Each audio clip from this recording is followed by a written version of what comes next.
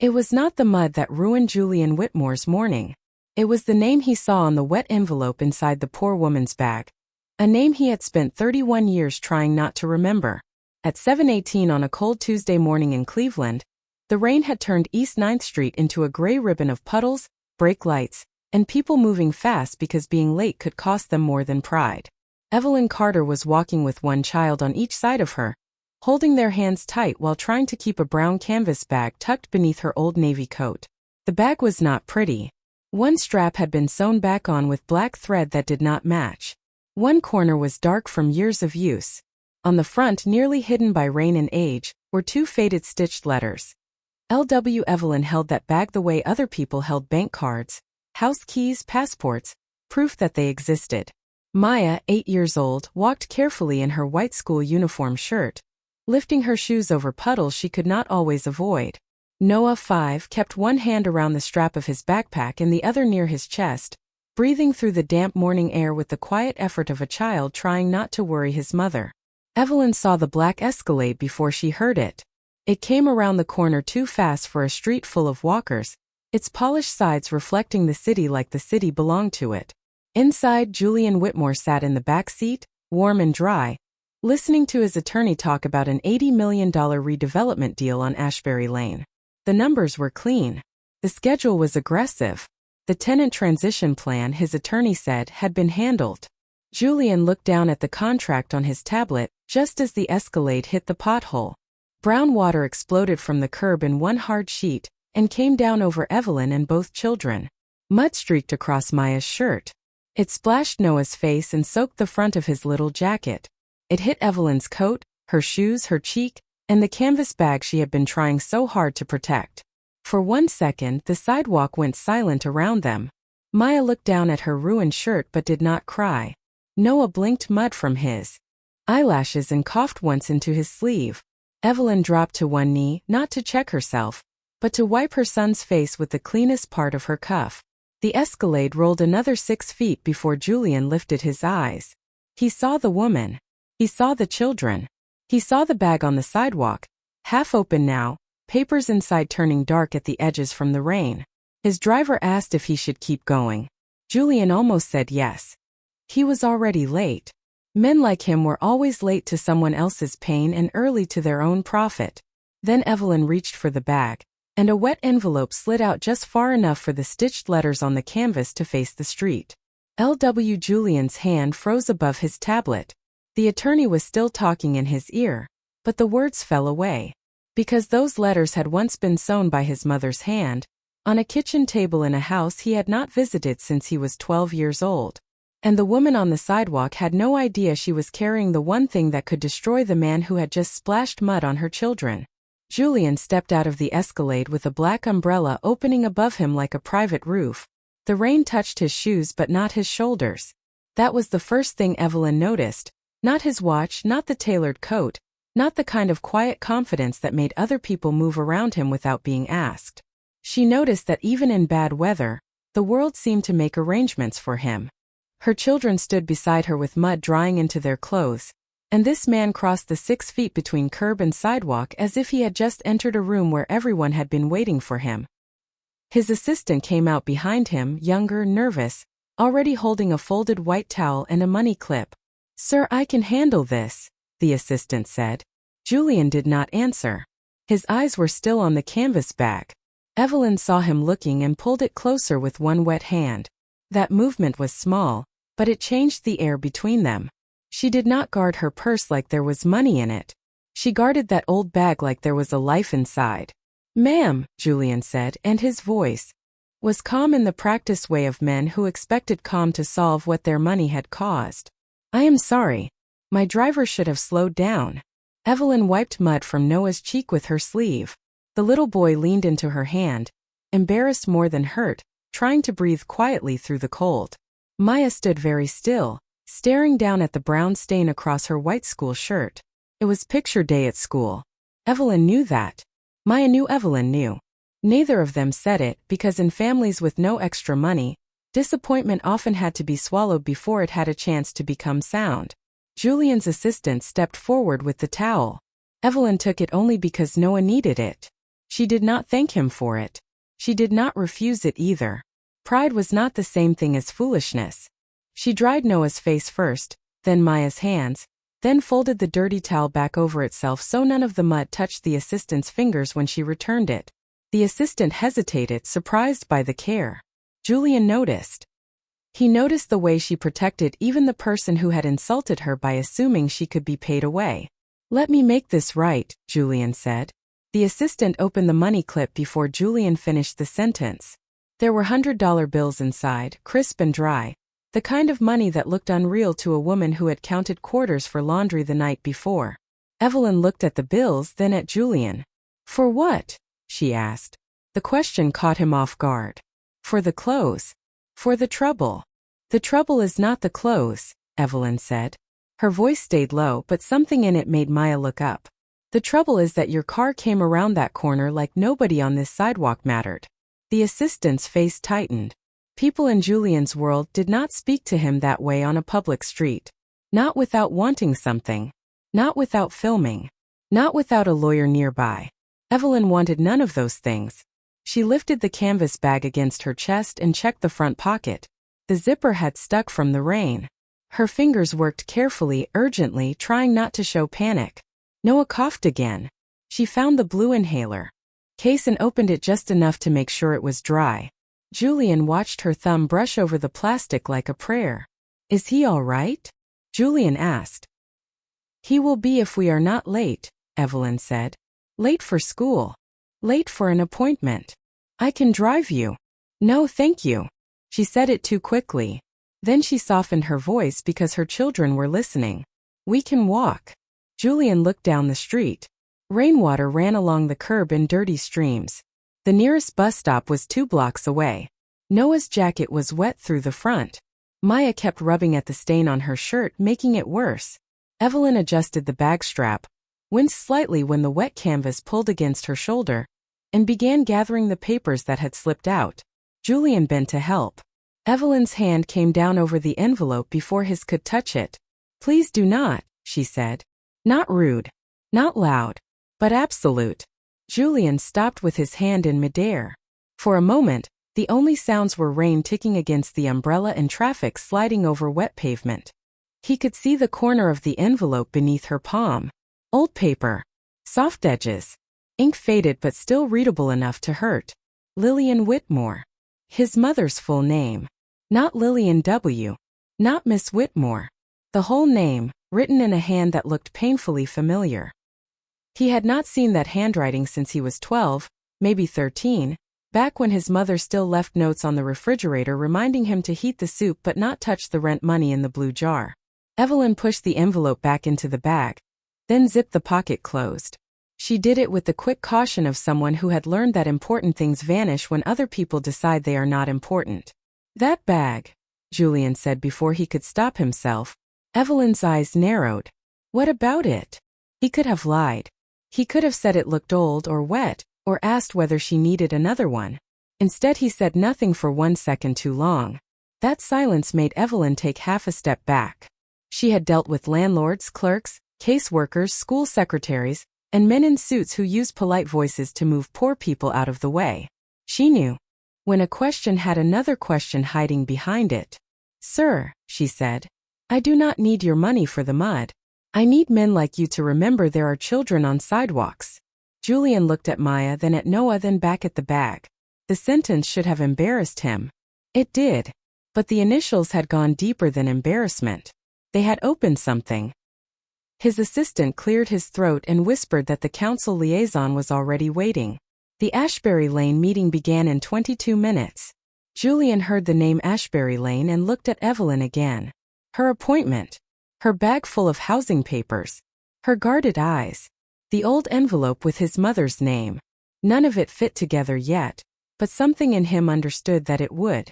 And whatever answer waited inside that bag, Evelyn Carter was carrying it through the rain while he was on his way to profit from the street she was trying not to lose. 6 hours before Evelyn Carter stood in the rain with mud on her children's clothes and a billionaire staring at the old initials on her bag, she was standing barefoot in a kitchen so cold the floor made her toes curl. It was 4:52 in the morning, not because she wanted to be awake, but because the day had too many problems and not enough hours to carry them. The apartment was quiet in the way poor apartments are quiet before sunrise, not peaceful, just careful. The refrigerator hummed too loudly because the seal was loose. The radiator clicked but gave almost no heat. Somewhere upstairs, a pipe knocked 3 times and went silent. Evelyn stood in the blue light from the stove clock and counted what was left on the counter. 2 eggs. 4 slices of wheat bread. 1 apple with a soft brown spot near the stem. Half a jar of peanut butter. A small plastic bag of instant oatmeal packets from the food pantry. Only 1 maple flavor left because Noah liked that one and Maya always pretended she did not care which flavor she got. Evelyn cared. Mothers care about the things children pretend not to care about. She opened the refrigerator and looked inside even though she already knew what was there. Half a gallon of milk, not expired yet but close. A pack of turkey slices with 2 pieces folded over each other. A container of rice from Sunday. Ketchup. Mustard. A bottle of children's fever medicine with less than 1 teaspoon left. On the top shelf behind the milk was Noah's empty inhaler box, the prescription label peeling at the corner. She had bought the refill 2 days earlier for $58 after insurance failed to cover it because of some paperwork issue at the clinic. $58 had been the difference between keeping the lights on time and paying the electric bill late again. She chose breathing. There are choices a mother should never have to call choices. Evelyn closed the refrigerator softly so the rubber seal would catch. Then she opened the junk drawer and took out the small envelope where she kept cash. Inside were $7.42.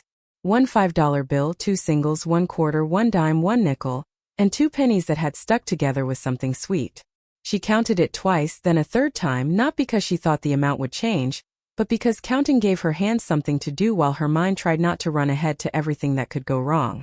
Rent had gone up $280 after the building changed ownership. The notice called it market adjustment. Evelyn had read those 2 words so many times they no longer looked like English. Market adjustment meant Maya could not join the after-school art club because the fee was $30. Market adjustment meant Evelyn washed uniforms in the bathtub when the laundry card ran low. Market adjustment meant the space between enough and not enough had been erased by someone who had never stood in this kitchen trying to split 1 apple into 2 lunches. She turned on the stove burner, watched the blue flame catch, and warmed the oatmeal with water instead of milk. Milk was for the children.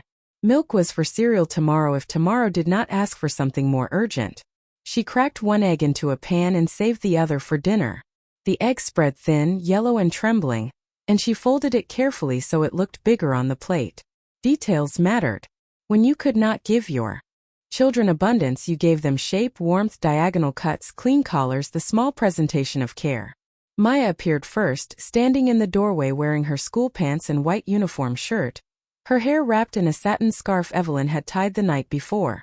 She was 8 years old and already moved like someone who understood that noise could wake worry. "Morning, Mama," she whispered. Evelyn turned and smiled like there was nothing heavy in the room. "Morning, baby. You sleep okay?" Maya nodded, then glanced at the counter at the single apple at the 2 lunch bags. She did not ask if there was enough. That was the thing that hurt Evelyn most, not the asking but the not asking. Children should ask for too much. They should believe the world has extra. Maya had learned to measure the room before wanting anything out loud. Evelyn reached for her daughter's face and smoothed 1 thumb along her cheek. "Picture day today," she said. Maya looked down at her shirt, clean but old, the collar beginning to curl from too many washes. "I know. You look beautiful." Maya smiled, but only halfway. "Everybody else is wearing dresses." Evelyn had forgotten the dress option. Or maybe she had remembered and pushed it aside because remembering without being able to fix it was its own kind of punishment. She kept her voice light. "Well, everybody else does not have your face." That got a real smile, small but real. Evelyn took it and tucked it away inside herself for later, for the housing office, for the landlord, for the moment when someone behind a desk would say there was nothing available. Noah came out next with 1 sock on and 1 sock in his hand, his curls flattened on one side from sleep. "My chest feels crunchy," he said. Evelyn went still for half a second, then crouched in front of him. "Crunchy like you need medicine, or crunchy like morning?" Noah thought about it with the seriousness of a 5-year-old, who had learned that adults ask follow-up questions when money is involved. Morning crunchy. Evelyn kissed his forehead. No fever. Thank God for small things. She helped him with his sock, then checked his backpack for the inhaler spacer, the school form, and the extra plastic bag she kept in case his clothes got wet. She had no idea that by 7:18, she would need more than one plastic bag. Breakfast lasted 11 minutes. Maya ate slowly until she realized Noah was watching the last spoonful of oatmeal. Then she pushed the bowl toward him and said she was full. Evelyn saw the lie and hated that she was proud of it. Noah took the spoonful. Evelyn pretended not to notice so neither child had to carry the shame of being kind because there was not enough. After breakfast, Evelyn packed lunch. Peanut butter sandwiches cut into triangles because Maya had once said triangles made school lunch feel like a picnic. Turkey folded into Noah's sandwich because protein helped him last until afternoon. The apple sliced thin, brown spot removed, divided into 2 napkins. She placed the lunch bags into their backpacks and then turned to the table where the brown canvas bag waited. The bag was older than anything else she owned, older than her current apartment, older than Noah, older than the version of herself who had believed hard work always led somewhere safe. She had found it in the back closet of apartment 2B the week they moved in, tucked behind a loose panel with dust on the straps and a folded envelope hidden in the torn lining. Most people would have thrown it away. Evelyn had not. The canvas was strong, and strong things were not disposable in her world. She had washed it by hand in the bathtub, hung it over the shower rod, and used black thread to repair the strap after it split under the weight of documents. On the front were 2 faded letters, LW, stitched unevenly but with care. Evelyn had wondered about the woman who made those letters. She imagined an older lady, maybe a nurse, maybe a church secretary, someone who labeled her things because she had worked too hard to lose them. The envelope inside had been addressed to Lillian Whitmore, and Evelyn had kept it because throwing away another woman's letter felt wrong, especially a letter that looked like it had waited years to be found. Now the bag held Evelyn's whole defense against being erased. Her children's birth certificates in a plastic sleeve. Noah's asthma action plan. Maya's school attendance letter. 3 money order receipts proving rent had been paid before the increase. The notice to vacate. The clinic bill. A photocopy of her identification. A utility bill that still listed Ashbury Lane as her address. A handwritten list of shelters with phone numbers crossed out beside the ones that were full. A blue folder from Cuyahoga County Housing Services with her appointment time circled in black pen. 10 a.m. She had to be there before 10. If she missed it, the woman on the phone had said, the emergency housing review could be closed. Closed. Such a soft word for a door shutting in the face of 2 children. Evelyn checked the folder again. Then she checked it again after putting it in the bag. Then she checked the inhaler, the bus pass, the $7.42, the keys, and the small photograph tucked into the inside pocket. The photograph showed the front of the old Ashbury Lane building in summer, red brick warmed by sunlight, Maya at age 4 sitting on the steps with chalk dust on her knees, Evelyn pregnant with Noah, smiling because at that time the rent was low enough to let her believe she had found a place to breathe. She looked at that picture for 2 seconds, then pushed it back into the pocket. She did not have time to grieve a home she had not lost yet. The first warning had come 4 months earlier. A letter slid under the door saying the property had been purchased by a development group and residents would receive updated lease terms. Updated sounded harmless until the new amount arrived. Then came the hallway meetings, neighbors comparing papers, Mrs. Ruth Delgado from 2A saying her social security check could not stretch like that, Mr. Jenkins from 1C saying he had lived there 19 years and nobody had the right to price him out with 30 days of notice. Evelyn had gone to the management office twice. The first time, a young man behind glass told her nothing could be done. The second time, he gave her a relocation packet with more pages than answers. Every page sounded official. None of them said where her children were supposed to sleep. At 6:21, Evelyn helped Maya button her coat and tied Noah's scarf. The scarf had once belonged to Maya, purple with tiny silver stars, but Noah liked the stars, so nobody called it a girl scarf in their house. Evelyn believed the world would label her children soon enough. She did not need to help it practice. Before they left, she walked through the apartment and turned off every light though only one had been on. She checked the stove twice. She checked the window lock. She looked at the corner where 3 cardboard boxes sat half-packed because packing everything made the fear too real. and packing nothing felt like tempting fate. On top of the boxes was Maya's art folder, Noah's toy fire truck with one missing wheel, and a folded blanket Evelyn had taken from her mother's house after the funeral. She had promised herself her children would never know the kind of moving that happened in trash bags. But promises made in love still had to survive rent, illness, and men with signatures. In the hallway, Mrs. Delgado opened her door before Evelyn knocked. She was already dressed in a red sweater and house slippers, holding a travel mug of coffee. "You go handle that appointment," she said. "I will get them from school if you run late." Evelyn swallowed the sudden sting in her throat. "I do not know how to thank you." "Then do not waste time trying." Mrs. Delgado leaned down to Noah. "You listen to your teacher, little man." Noah nodded. Maya hugged Mrs. Delgado around the waist. Evelyn watched that hug and felt both grateful and ashamed, though Mrs. Delgado had never once made her feel small. Sometimes shame does not come from how people treat you. Sometimes it comes from needing help in a country that teaches need like failure. They stepped outside at 6:38. The rain was light then, just enough to darken the sidewalk. The bus shelter was 3 blocks away. But Evelyn decided they could walk the first stretch and save one ride on the pass in case the housing appointment sent her somewhere else. Every choice had to serve 2 possible emergencies. Noah held her left hand. Maya held her right. The canvas bag crossed her body beneath the coat, bumping against her hip with each step. Inside the old envelope waited with Lillian Whitmore's name facing inward, silent as a seed under dirt. Evelyn did not know that the man whose mother once owned that name was already moving through the same city in a heated black Escalade. She did not know his company's paperwork was inside her bag beside her children's birth certificates. She did not know that by the end of the morning, he would look at her and see not a stranger blocking traffic in the rain, but a mirror held up to the worst thing he had become. All she knew was that she had $7.42, a 10 o'clock appointment, 2 children to keep warm, and a bag full of proof that she was still there. At 6:38 that same morning, while Evelyn Carter was locking the door of apartment 2B and checking twice to make sure the stove was off, Julian Whitmore was standing barefoot on heated marble 57 floors above downtown Cleveland, looking at the city through glass so clean it made the streets seem quiet. The rain did not touch him there. It moved across the windows in thin silver lines, turning Lake Erie into a sheet of gray metal beyond the skyline.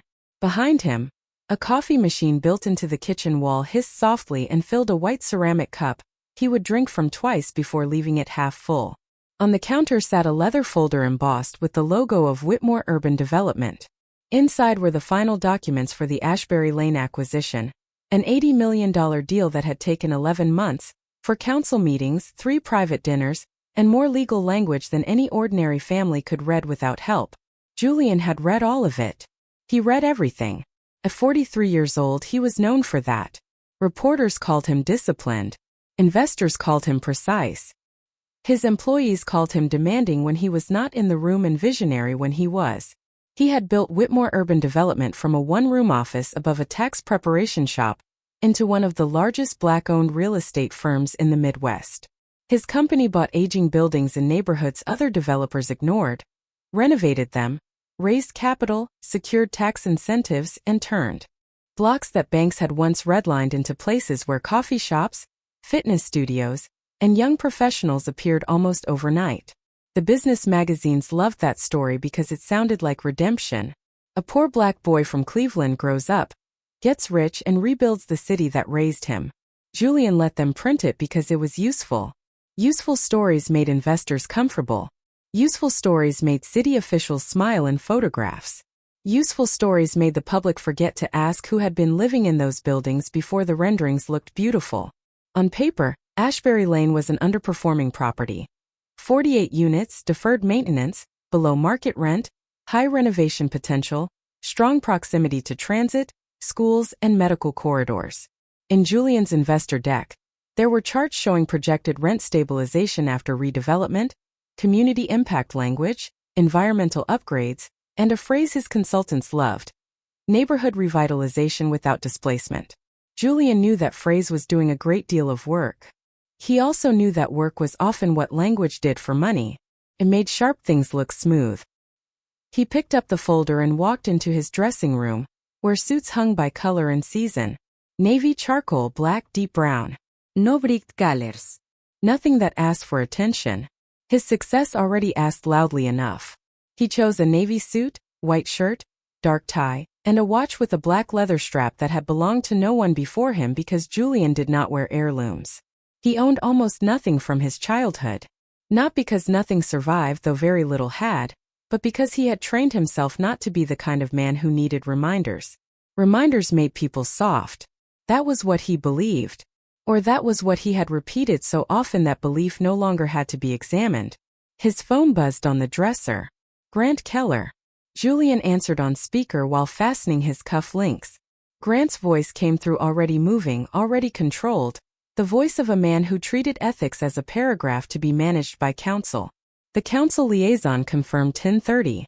We should arrive early. There. Maybe tenants outside, but security will keep the front entrance clear. Julian looked at his reflection. Are they expecting press? Maybe local. Nothing serious. One organizer has been making noise online, but we have relocation language ready. The packet is clean. Clean is not the same as fair, Julian said, though he said it with no heat, more habit than conviction. Grant paused. Fair is not a legal category. Julian said nothing. Grant continued. We have 37 signed acknowledgments, 6 pending, 5 non-responsive. Management marked 3 as abandoned. Abandoned, Julian repeated. That is what the report says. People leave before formal transition all the time. They fall behind, they move in with relatives, they stop answering mail. It is standard. Standard. Julian had built half his adult life on that word. Standard notice. Standard increase. Standard filing. Standard procedure. It was the kind of word that made individual suffering look like weather. Unfortunate, predictable, no one's fault. He adjusted his tie. Make sure there are no mistakes before I put my name on it. Grant gave a small laugh with no humor in it. That is why you pay us. The call ended. Julian stood still for a moment, not because Grant had worried him, but because the word abandoned had touched something old and unwelcome. A picture rose before he could stop it. A hallway with dim yellow light, a door with peeling paint, his mother's hand pushing clothes into a canvas bag while telling him to keep his school shoes on because they might have to walk. He shut the memory down with the same efficiency he used to close a bad deal. The past was not a place to live. The past was a place to escape so completely that nobody could drag you back by the collar. His assistant, Marcus Vale, arrived at 6:55 with a garment bag, an umbrella, and the morning briefing printed on thick paper because Julian disliked reading long documents from a phone in the car. Marcus was 29, polished, ambitious, and terrified of being ordinary. Julian recognized the hunger in him, and trusted it more than loyalty. Loyal people could disappoint you. Hungry people were predictable. Driver is downstairs, Marcus said. Mayor's office moved the photo availability to noon if the signing stays on schedule. The plane dealer requested a comment on affordability concerns. Send them the statement. Already done. And the tenant organizer? Marcus looked at the page. Name is Denise Holloway. She claims several residents did not receive proper notices. Julian took the briefing, scanned it, and stopped at the phrase claims. Claims was another useful word. It made a person sound less like a witness and more like a problem. Have we verified? He asked. Marcus shifted. Grant says the files are complete. Julian heard his own silence after that. Files complete. Matter handled. Transition clean. From his windows the city looked arranged and distant. Every street a line. Every building a shape. Every life too small to interrupt the view. It had taken Julian 31 years to climb high enough to see Cleveland this way. He had been 12 when he left Ashbury Lane. He remembered almost nothing, he told himself. Not the smell of fried onions from Mrs. Alvarez's apartment downstairs. Not the way the radiator in the bedroom knocked at night. Not his mother, Lillian Whitmore, sitting at the kitchen table after her second shift, sewing 2 crooked initials into a brown canvas bag because she said if you owned little, you marked it with care. He remembered none of that when he was awake on purpose. But memory has its own schedule. It waits inside names, streets, weather, the angle of a mother's shoulders. That morning it waited inside a deal folder with Ashbury Lane printed on the tab. Lillian Whitmore had cleaned offices downtown. and worked weekends at a cafeteria in University Circle. She had never called herself poor in front of Julian. She said they were stretching. She said they were between blessings. She said every closed door was just a door, not a verdict. Julian hated those phrases as a child because he could hear the fear underneath them. He hated the way she smiled at landlords who did not deserve it. He hated the way she counted cash twice before handing it over. He hated the way adults with clipboards could make her voice smaller. So he made himself a promise before he was old enough to understand what promises cost. He would never be the one waiting. He would never be the one asking. He would never stand on the wrong side of a desk while someone else decided whether he could stay. The promise worked. It worked so well that by 43 Julian owned desks, buildings, blocks, and the attention of people who once would have stepped over his mother's worries without looking down. But somewhere in the climb, he had confused never being powerless with never being responsible. He had learned to speak the language of capital so fluently that the language of rent, bus passes, medicine, and school uniforms began to sound inefficient to him. He did not think of himself as cruel. Cruel men enjoyed pain. Julian did not enjoy it. He simply arranged his life so he did not have to see it. At 7:08, he entered the private elevator, Marcus beside him. Both men reflected in brushed steel. Marcus reviewed the schedule. 8 o'clock pre-meeting call. 9:15 walkthrough with the council liaison. 10:30 community housing committee. Noon photo availability. 2 o'clock investor lunch. Julian listened with one part of his mind while another remained fixed on Ashbury Lane. He had avoided visiting the block personally during due diligence. There had been no need, he told himself. His team had photographs, inspection reports, rent rolls, environmental scans. He knew the property better from data than nostalgia ever could. Nostalgia was inaccurate. Data did not cry.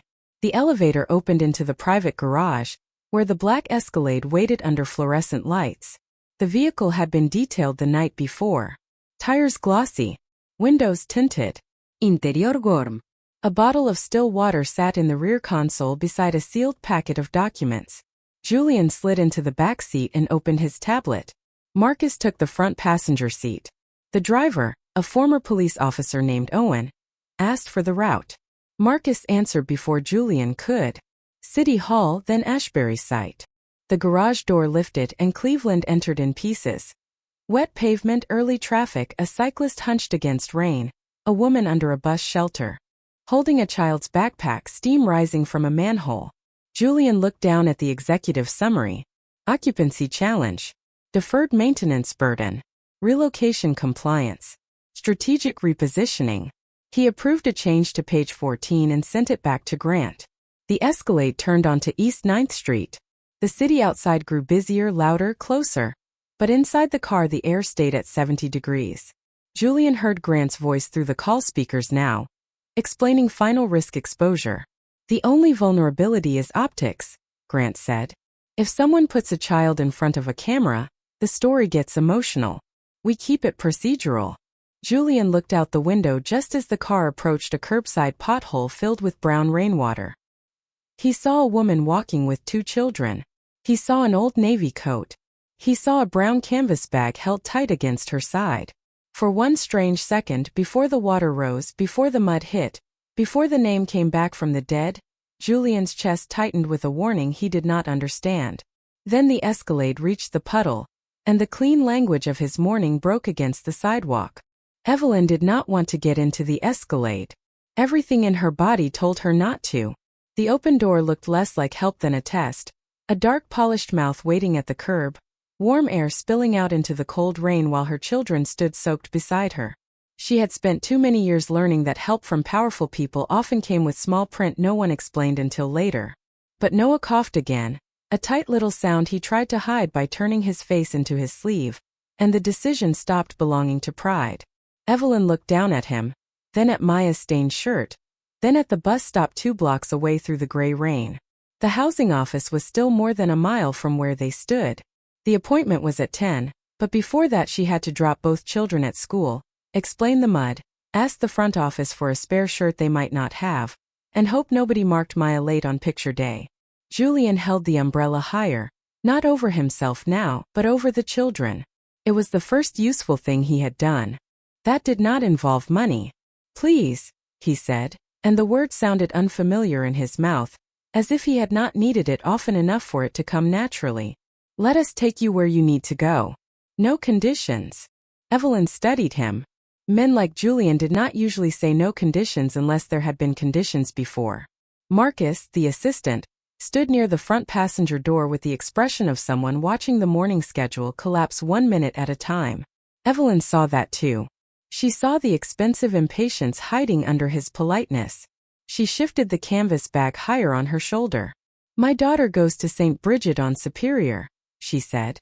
"My son goes to the pre-kindergarten entrance in the same building. After that, I have an appointment at Cuyahoga County Housing Services on Payne Avenue." Julian turned to Marcus. "Update the route." Marcus blinked. "Sir, City Hall is in less than an hour." Julian did not look away from Evelyn. "Update the route." That was how power sounded when it did not have to explain itself. Evelyn hated that she needed it. She guided Maya in first, then Noah, wiping the soles of their shoes against the curb as best she could before letting them climb onto the cream-colored leather seats. Maya froze halfway inside. Her eyes moved over the stitched leather, the screens built into the headrests, the folded blanket, the bottle of water in a glass holder, the floor mats so clean they looked untouched by weather. "Mama," she whispered, "we are dirty." Evelyn felt that sentence in her chest. Not because the child was wrong, but because she had learned to apologize for existing in places that were not built for her. "You are not dirty," Evelyn said softly. "The rain is." Maya nodded, but she still sat on the very edge of the seat, knees pressed together, hands folded in her lap like she was in church and afraid to move. Noah climbed in beside her, small legs sticking straight out, his damp sneakers hovering above the floor mat until Evelyn gently pushed them down. "It is a car, baby," she said. "Not a museum." Julian heard that and looked away. The back seat he had never thought about suddenly felt obscene. Heated leather. Privacy glass. Hand-polished trim. A place designed to make the outside world disappear. Evelyn slid in last, keeping the canvas bag on her lap instead of setting it on the seat. Water dripped from the hem of her coat onto the mat. She noticed and immediately pressed her foot over the wet spot, as if hiding it could undo it. Julian entered from the other side and sat with more distance between them than the car required. The umbrella closed outside. The door shut. The rain became a soft tapping against tinted glass. The world changed temperature. Inside the Escalade, it was 70 degrees, dry, quiet, smelling faintly of leather and expensive soap. Outside, people were still walking with collars raised and shoes wet through. Evelyn noticed the difference so sharply that for 1 second she felt dizzy. It was not envy. Envy was too simple. It was the exhaustion of knowing that some people move through the same storm without ever being touched by it. Oh, and the driver pulled away from the curb more carefully this time. Marcus spoke into his phone in a low voice, rearranging meetings with the careful panic of a man trying not to sound panicked. "The signing party may be delayed by 20 minutes, he said. "No, Mr. Whitmore is not canceling. He is handling an unexpected community matter." Evelyn heard the phrase and almost laughed. Community matter. That was what she and her children had become inside the language of rich people. Not soaked, not late, not embarrassed, not one missed appointment away from losing a home, but a matter. Maya kept rubbing at the mud on her shirt with the towel until Evelyn took her hand. "Leave it, baby. Scrubbing makes stains mad." Maya gave a tiny smile. Noah looked across the seat at Julian. Children sometimes stare when adults have not yet taught them that staring reveals too much. "Are you famous?" Noah asked.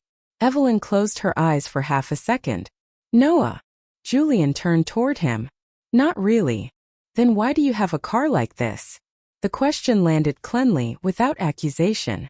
Julian had sat through congressional panels, hostile negotiations, investor calls, and city hearings.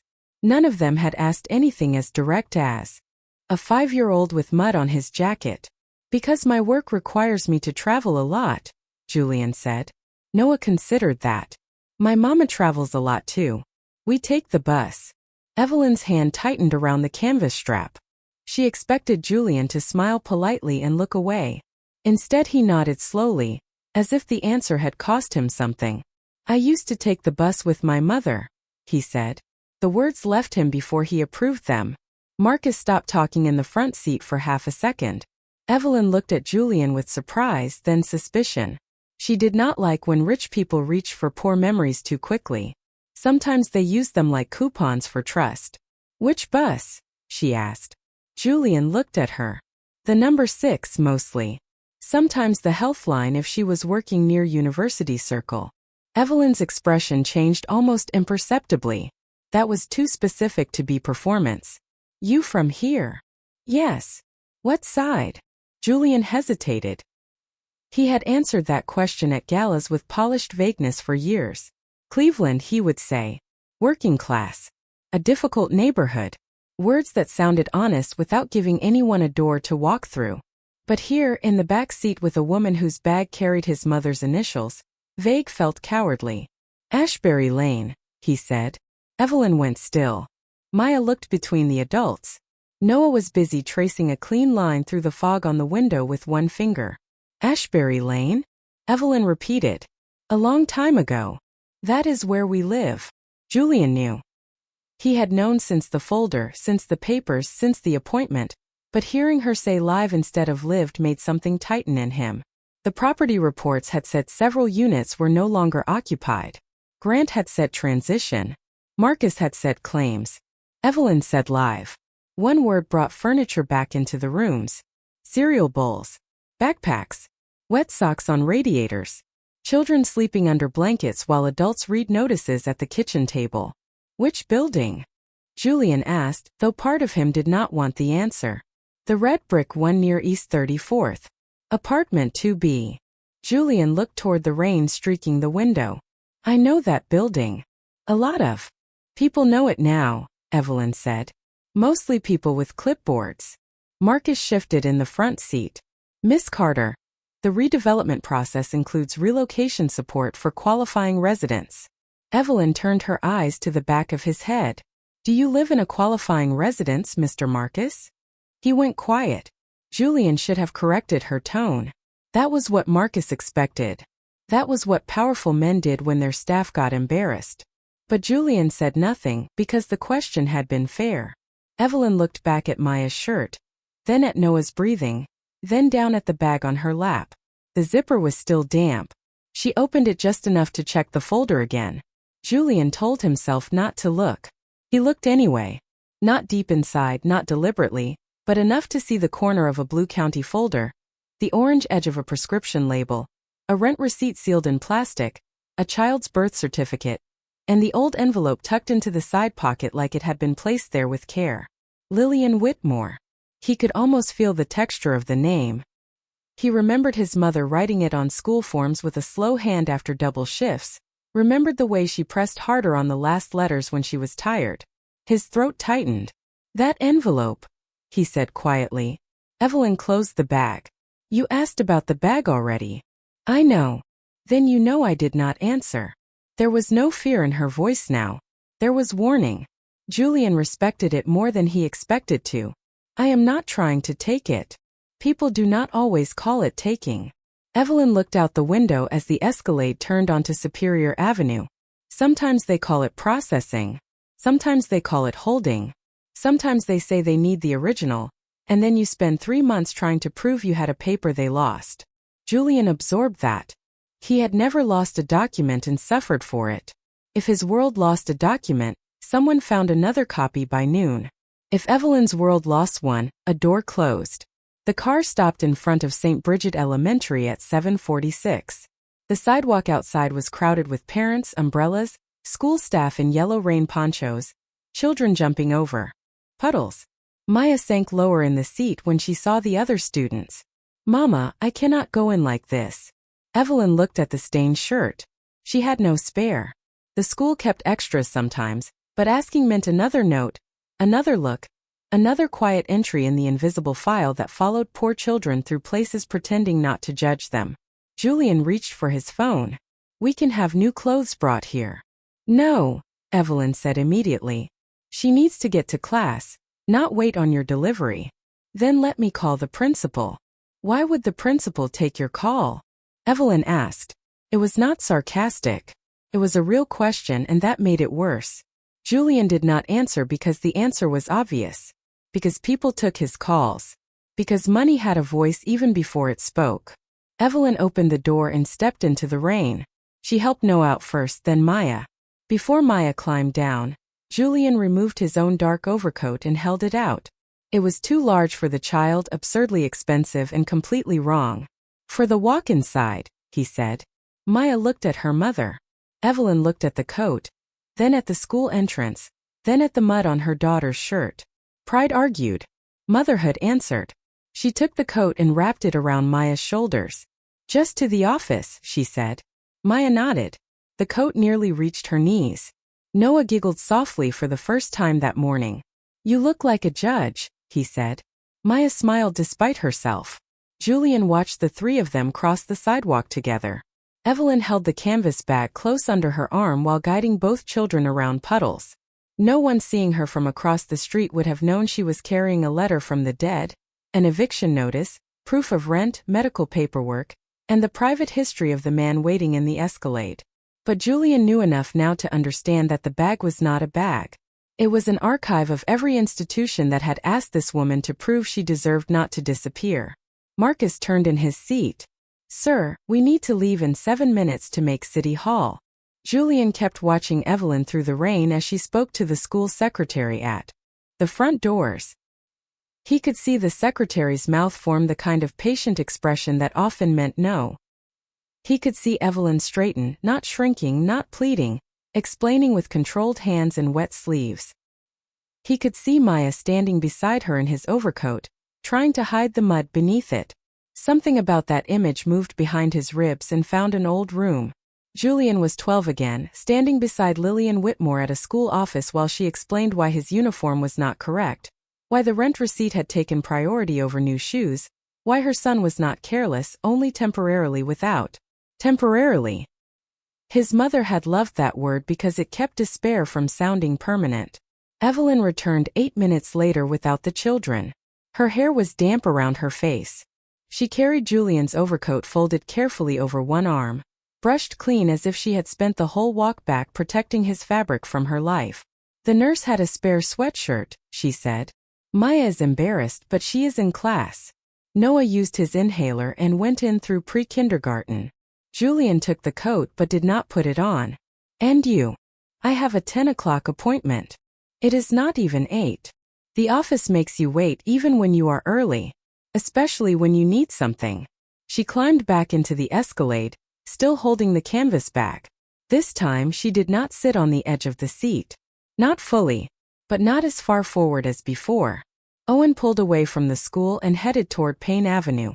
The car moved through Cleveland's wet morning, carrying a billionaire late to his own deal, and a single mother early to a desk that might decide where her children would sleep. Between them sat the old bag, zipped shut, holding the name that neither of them was ready to say out loud again. Julian looked at it once, then forced himself to look away. He had spent years believing the past could not follow a man who traveled in cars like this. He was beginning to understand that the past did not need to follow him. It had been waiting on the sidewalk all along. The Escalade had only gone 3 blocks from St. Bridget Elementary when Evelyn noticed the clock on the dashboard. 8:03. She had nearly 2 hours before the housing appointment, and still her body acted like she was already late. Her right hand kept checking the zipper on the canvas bag. Her left thumb rubbed the edge of the county folder through the fabric. Julian watched the movement without meaning to, the same small repeated gesture, the kind a person makes when everything that matters is inside one place and the world has taught her that one place can be taken. Outside, Cleveland moved past in wet fragments. A pharmacy with a flickering sign, a closed barbershop with metal gates, a church marquee promising hot meals on Thursday, a line of people under the bus shelter leaning away from the rain. Inside the car, Marcus had stopped pretending not to be irritated. He had rescheduled the City Hall arrival twice and was now typing with both thumbs, the screen lighting his face in short cold flashes. Julian heard the soft tap of the phone, the sweep of windshield wipers, the controlled breathing of the woman beside him, and under all of it, the name he had not said aloud. Lillian Whitmore. It sat in the car like a fourth passenger. Evelyn shifted the bag on her lap and winced when the wet strap pulled at the repaired seam. Julian saw the black thread, uneven but strong, crossing old brown canvas. His mother had repaired things like that. Not beautifully, permanently. Socks, school pants, the corner of a curtain, the handle on a grocery tote. She would sit under a kitchen light after work with her shoes still on, needle between her fingers, saying that poor did not mean careless and worn did not mean finished. Julian looked away because memory had started offering details without permission. That bag is old, he said before he could stop himself. Evelyn's eyes stayed on the window. So are a lot of useful things.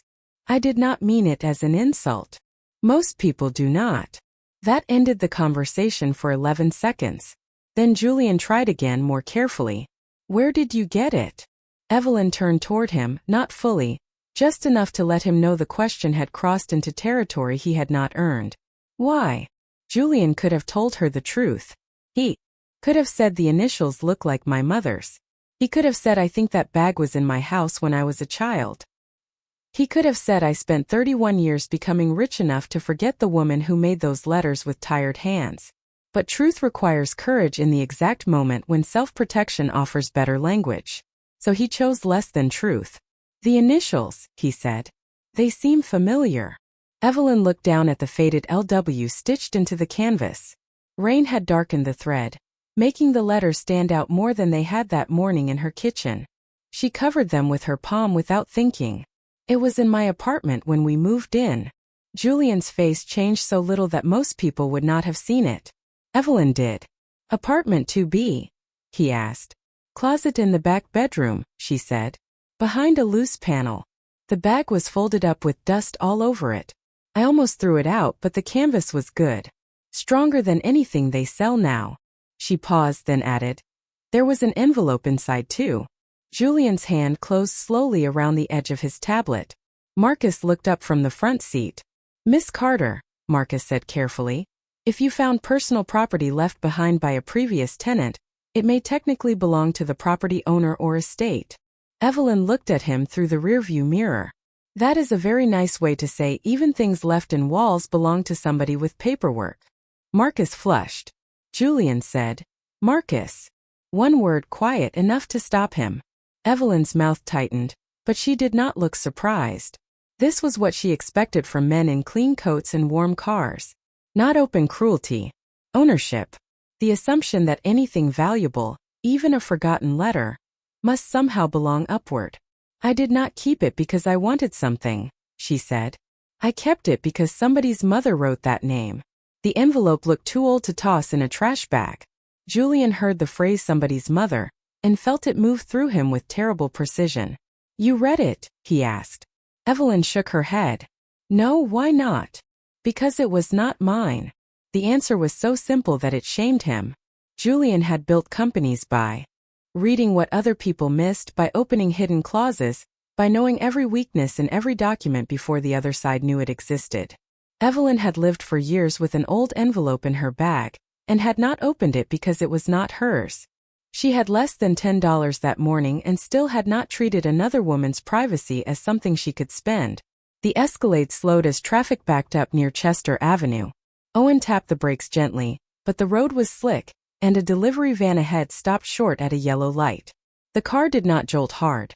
Just enough for the canvas bag to slide off Evelyn's lap before she could catch it. It hit the floor mat between her shoes and Julian's, landing on its side. The zipper, not fully closed from her last check, gave way. Papers spilled out in a soft wet rush. Evelyn bent immediately, but the space was narrow and the bag had fallen toward Julian. For one suspended second, her life lay open on a Billionaire's floor.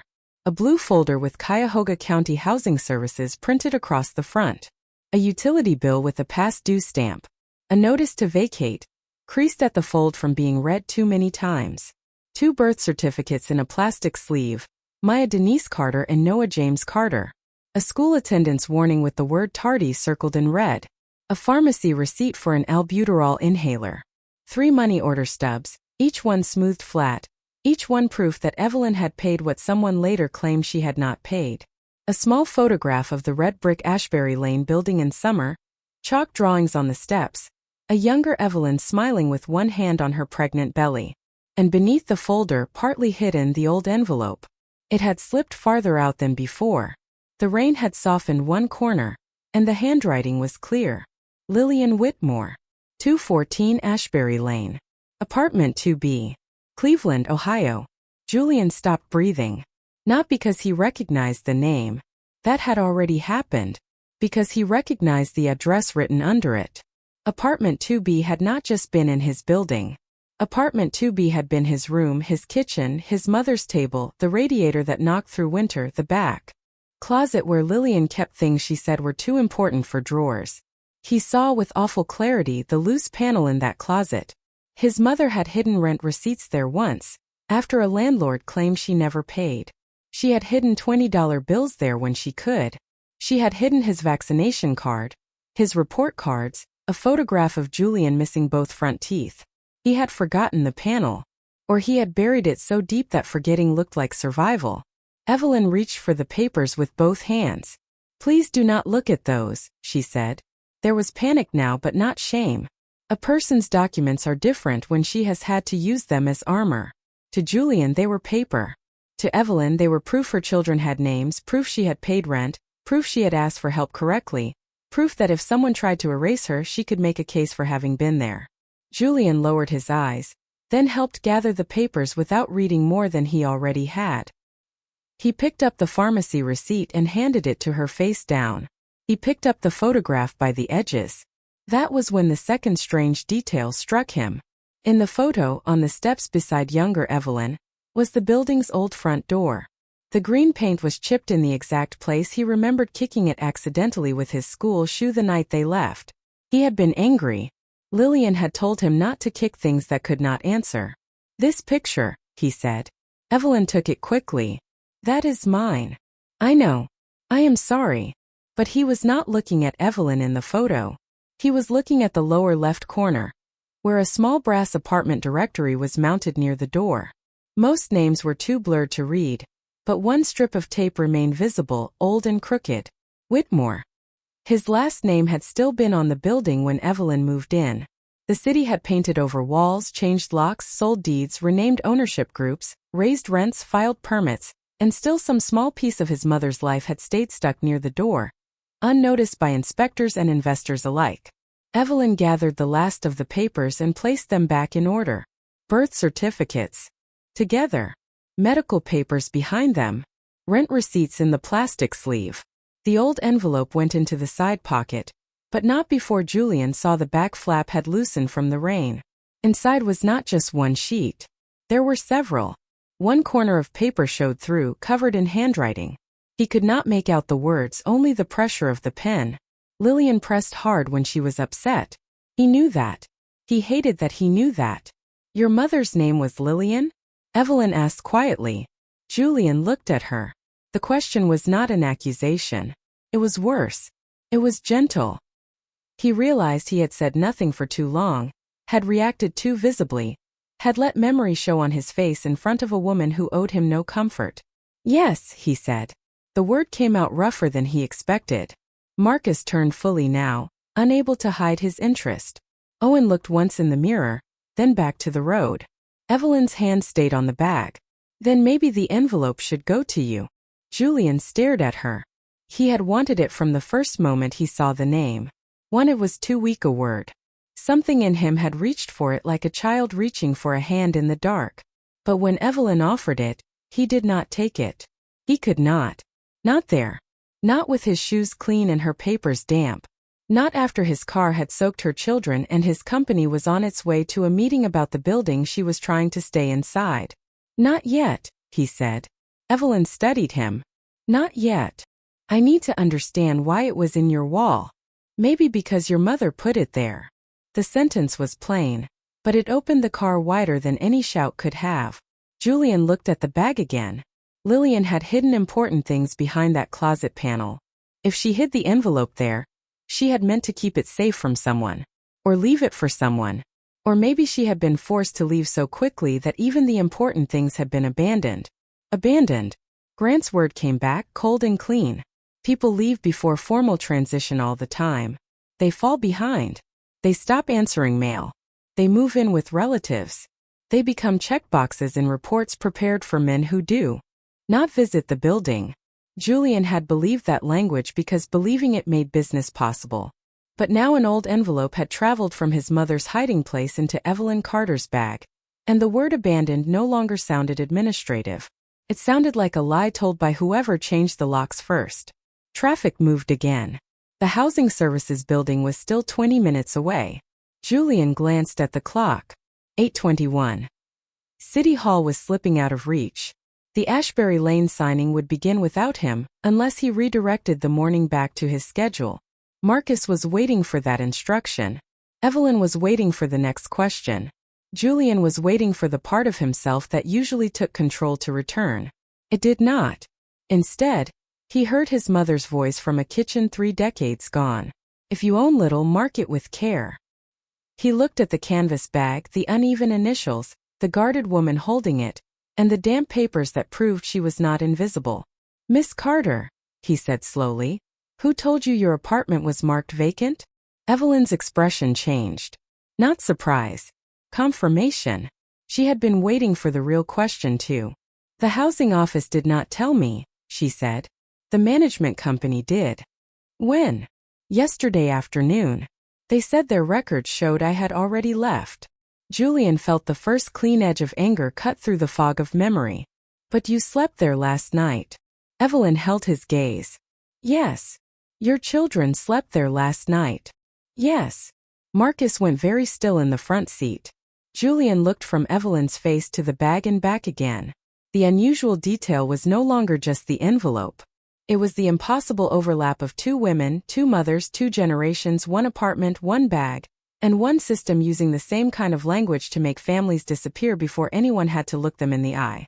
Evelyn zipped the bag completely this time and wrapped both arms around it. Now you understand why I keep papers, she said. Julian did not answer. He was beginning to understand something, but not enough. Not yet. The letter remained unopened. The appointment still waited. The deal still moved toward his signature. And somewhere inside the old canvas bag, his mother's handwriting was carrying a truth he had spent his whole life becoming powerful enough to avoid. For the next several minutes, Julian said nothing because the car was no longer on Payne Avenue in his mind. It was on Ashbury Lane 31 years earlier, parked nowhere, protected by nothing, with rain tapping against a cracked kitchen window, and his mother standing under a yellow ceiling light that flickered whenever the refrigerator kicked on. Julian had been 12 years old the night Lillian Whitmore packed the canvas bag. He remembered it now with a clarity that felt less like memory than punishment. The apartment had smelled like wet wool, fried onions, and the cheap lemon cleaner his mother used when she was afraid. She cleaned when she was afraid. Other people yelled, prayed, called relatives, or sat down because their legs could not hold the weight of bad news. Lillian cleaned. She wiped the counter twice. She swept the same patch of linoleum near the stove until Julian could hear the broom scraping even after she stopped. Then she took the brown canvas bag from the back closet and placed it on the kitchen table. The bag was empty at first, flat and soft, with 2 crooked letters stitched on the front in dark thread.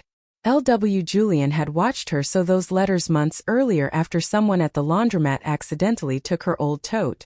She had come home with groceries in her arms and no bag, laughing like it did not matter, but that night after Julian went to bed, he heard her in the kitchen pushing a needle through the canvas with tired fingers. If you own little, she told him the next morning, mark it with care. That night she marked survival with the same care. She put his birth certificate in first, sliding it into a plastic sleeve she had saved from a school fundraiser packet. Then her social security card. Then his immunization record. Then 3 rent receipts, each one folded in half and smoothed flat. Then a bottle of blood pressure pills with the label worn at the edges. Then a photograph of Julian at 6 years old, missing both front teeth, standing on the front steps of the red brick building with chalk dust on his hands. He had drawn a crooked sun on the sidewalk that day. His mother had said it was the brightest thing on the block. Julian remembered standing in the doorway between the kitchen and the hall, wearing a school sweatshirt with sleeves too short for his wrists, watching her pack without understanding how a home could fit into a bag. "Are we going somewhere?" he had asked. Lillian did not answer right away. She opened the drawer near the stove and took out the blue envelope where she kept emergency money. Julian knew about that envelope. He knew not to touch it. He knew it held whatever stood between them and something worse. That night it held $27 and a bus transfer. Lillian counted it once, then slid it into the side pocket. "We might have to stay with Aunt Carol for a little while," she said. "How long is a little while?" Julian asked. Lillian smiled, but the smile did not reach the place behind her eyes. "Long enough for me to figure out the next right thing." Children hear what adults try to bury under gentle words. Julian heard the fear. He hated it. He hated the way the apartment suddenly looked fragile, as if walls were only paper someone important could tear down. He hated the notice on the table, the one with formal language and a date circled in red. He hated the landlord's name printed at the bottom. He hated that his mother had dressed up that morning to go talk to him, wearing her church shoes and the navy cardigan she kept for parent conferences, only to come back with her mouth pressed into a line and her hands shaking while she unlocked the door. "Did he say we can stay?" Julian had asked then. Lillian had taken too long to answer. "He said the building was sold. But we live here." "I know. So they cannot just sell it with us in it." She had looked at him then with a sadness so deep it frightened him. "Baby, they sell buildings with people in them all the time." That sentence had settled inside Julian like a stone. He did not have words for class, ownership, displacement, or legal notice. He only understood that someone who had never eaten at their table had signed something somewhere, and now his mother was packing their life. Later that evening, a man from management came by and knocked with 2 fingers, not enough to sound respectful, just enough to say he had the right. Lillian opened the door with the chain still on. Julian stood behind her, close enough to smell the rain on the man's coat. The man was not angry. That almost made it worse. He spoke with a bored patience that told Julian this was not the first family he had inconvenienced that week. He said the updated payment had not been received. Lillian said she had paid what the old lease required. He said the lease had changed. She said she had not signed a new lease. He said notices had been posted. She said she never received one until it was too late. He said the records showed otherwise. Records. Even at 12, Julian understood that records were people with money talking after poor people left the room. Lillian reached behind her and took the rent receipts from the table. Her hand shook only once. "I have proof," she said. The man did not look at the receipts. He looked at her. "Ma'am, you can bring that to the office Monday. Monday is after the lockout date. That is the process." Julian watched his mother's shoulders change. Not fall exactly. Lillian Whitmore did not collapse in front of men like that. She straightened. She became polite in a way that made Julian's face burn. "Sir, I have a child," she said. The man sighed, not cruelly, not kindly, just tired of sentences that did not change his job. "Then I suggest you make arrangements." After he left, Julian kicked the green front door hard enough to hurt his toe. Lillian turned on him, not loud but sharp. "Do not kick things that cannot answer." "Why did you say sir?" he demanded. "He is putting us out. Because I need him to hear me." "He did not hear you."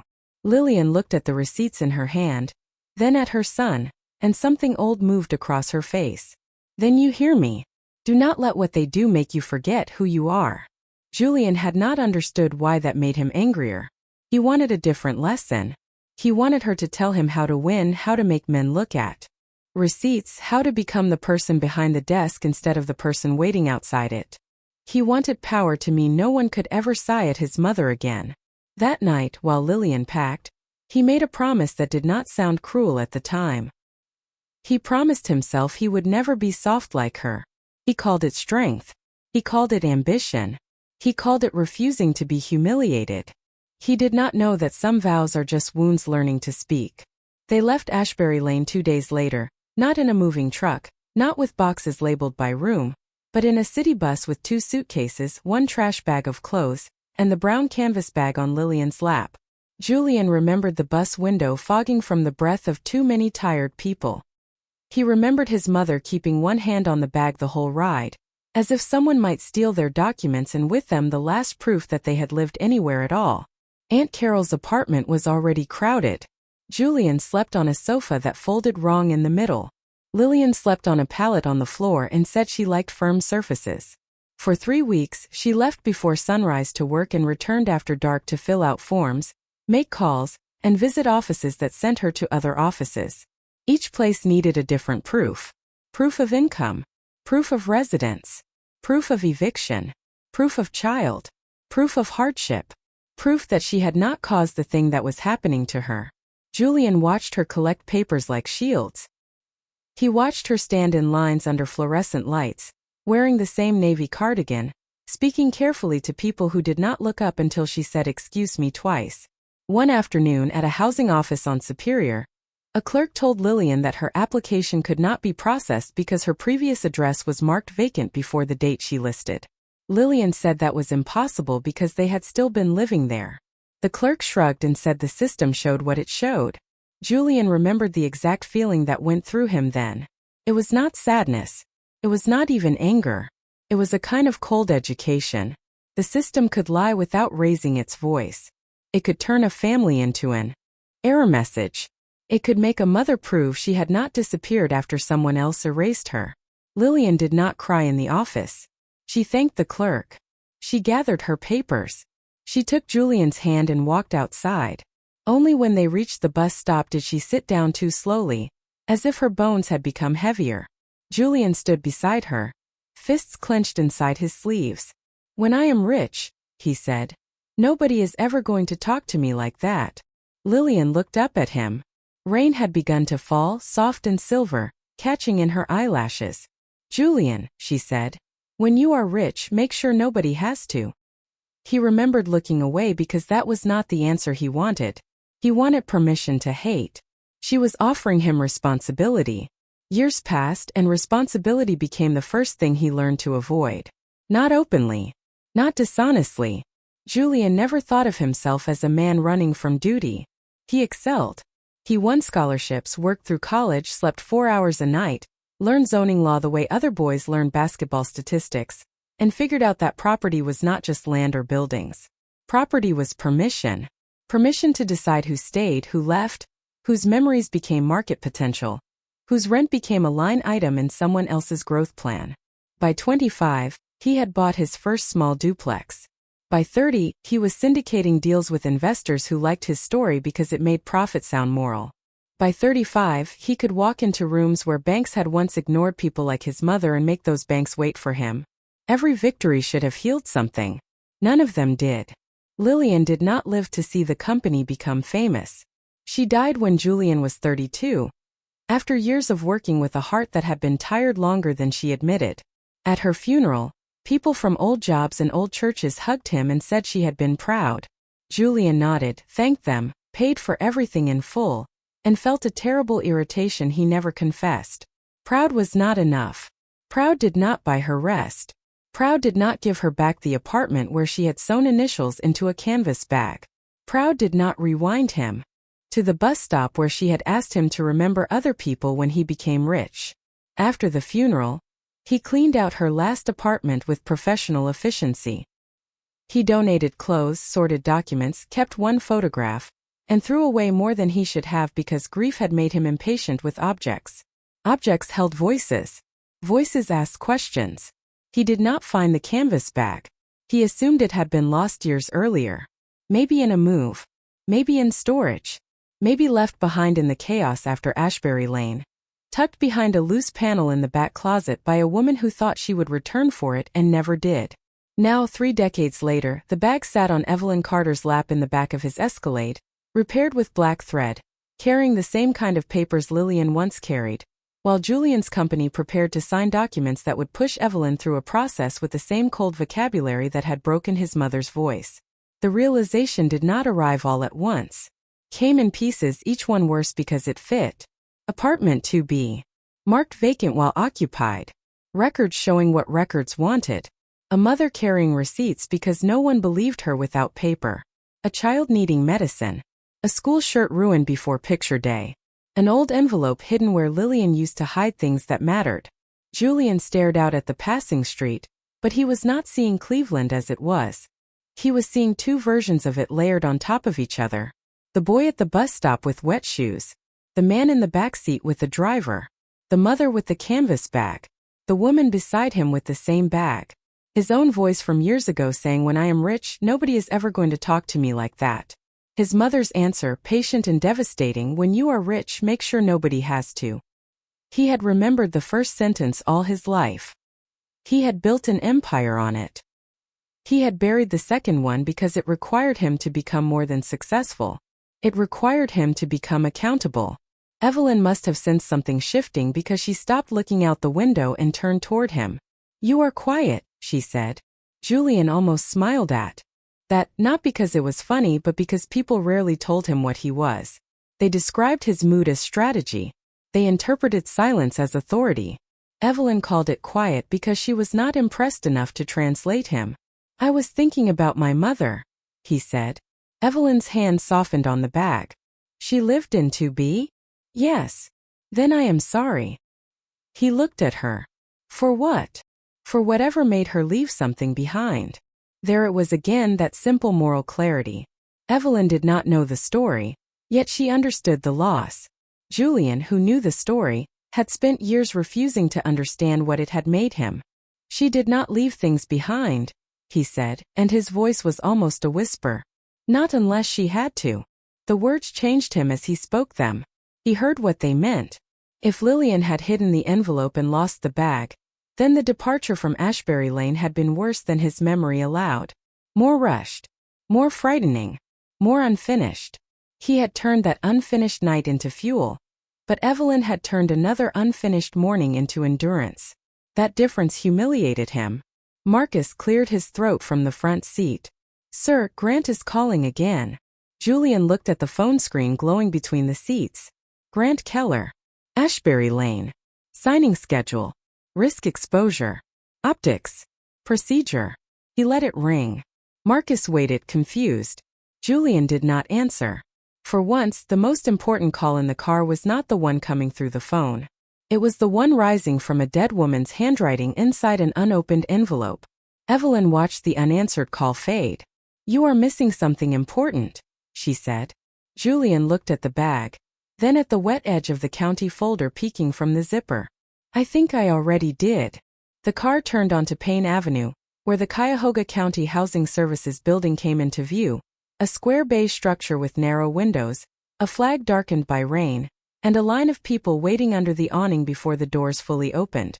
Evelyn straightened immediately. Her appointment face returned, composed, careful, ready to be told no without letting no touch her children. She checked the zipper. Again, checked the folder through the canvas, checked the time. 8:47, early. Early enough to wait. Early enough to be ignored in the proper order. Julian looked at the building and felt something close around his chest. He had been there before, or somewhere just like it, standing beside Lillian while a clerk explained that the system could not find what her hands were holding. He had hated being powerless then. But sitting in the Escalade now, he understood something worse. He was not powerless anymore. That meant whatever happened next could not be blamed on the system as if the system were weather. Men like him owned parts of it, funded parts of it, hired people to navigate it, benefited when it moved slowly for others and quickly for them. Evelyn reached for the door handle before Owen could come around. Julian spoke before she opened it. I will go in with you. She turned to him sharply. No, the answer came fast, firm, familiar. Miss Carter. No, she repeated. I appreciate the ride. But I know what happens when someone like you walks in beside someone like me. Suddenly they are polite, and then everybody thinks the problem is solved because they were polite one time. I need to know what they were going to say when I was just me. Julian had no answer to that. Because she was right. His presence would change the room. His suit would change the tone. His name would change the rules. And for the first time in years, Julian understood that being able to change a room was not the same thing as understanding it. Evelyn stepped out into the rain with the bag against her chest. Before closing the door, she looked back at him. If that envelope belongs to your mother, I will give it to you after my appointment. You do not have to. I know. She held his eyes. That is why I can. Then she shut the door and walked toward the awning. Joining the line of people holding folders, strollers, plastic bags, worn purses, and quiet hope, Julian watched her take her place among them. Not ahead. Not asking for special treatment. Just standing there, another mother with proof in her arms. Marcus turned slowly. Sir, do you want me to tell Grant we are on our way? Julian did not respond. He was watching the brown canvas bag disappear through the glass doors of the housing office, carrying Lillian Whitmore's unopened words into the same kind of building where her warnings had once been ignored. The wound Julian had built his life around had never healed. It had hardened. And now, because of Evelyn Carter, because of 2 faded initials and a child's wet school shirt and a letter his mother had hidden before the world pushed her out, the hard thing inside him had begun to crack. Evelyn had been inside the housing services building for 26 minutes when the first door closed. It was not a real door. The real doors were glass, and people kept walking through them with wet jackets, tired faces, children in strollers, folders pressed against their chests, and the careful patience of people who knew impatience could be used against them. The door that closed was smaller, quieter, printed in black ink on a clerk's computer screen. Evelyn saw it in the clerk's eyes before she heard the words. The woman behind the counter wore a county badge clipped to a purple cardigan and spoke in the practiced tone of someone who had learned to survive a job by keeping her voice soft while delivering hard news. Miss Carter, your emergency housing review cannot move forward with the current address listed. Evelyn did not blink. She had trained herself not to react too fast at counters. Fast reactions made people think you were difficult. Why not? She asked. The clerk looked back at the screen. The address on file for you is flagged as inactive. Inactive?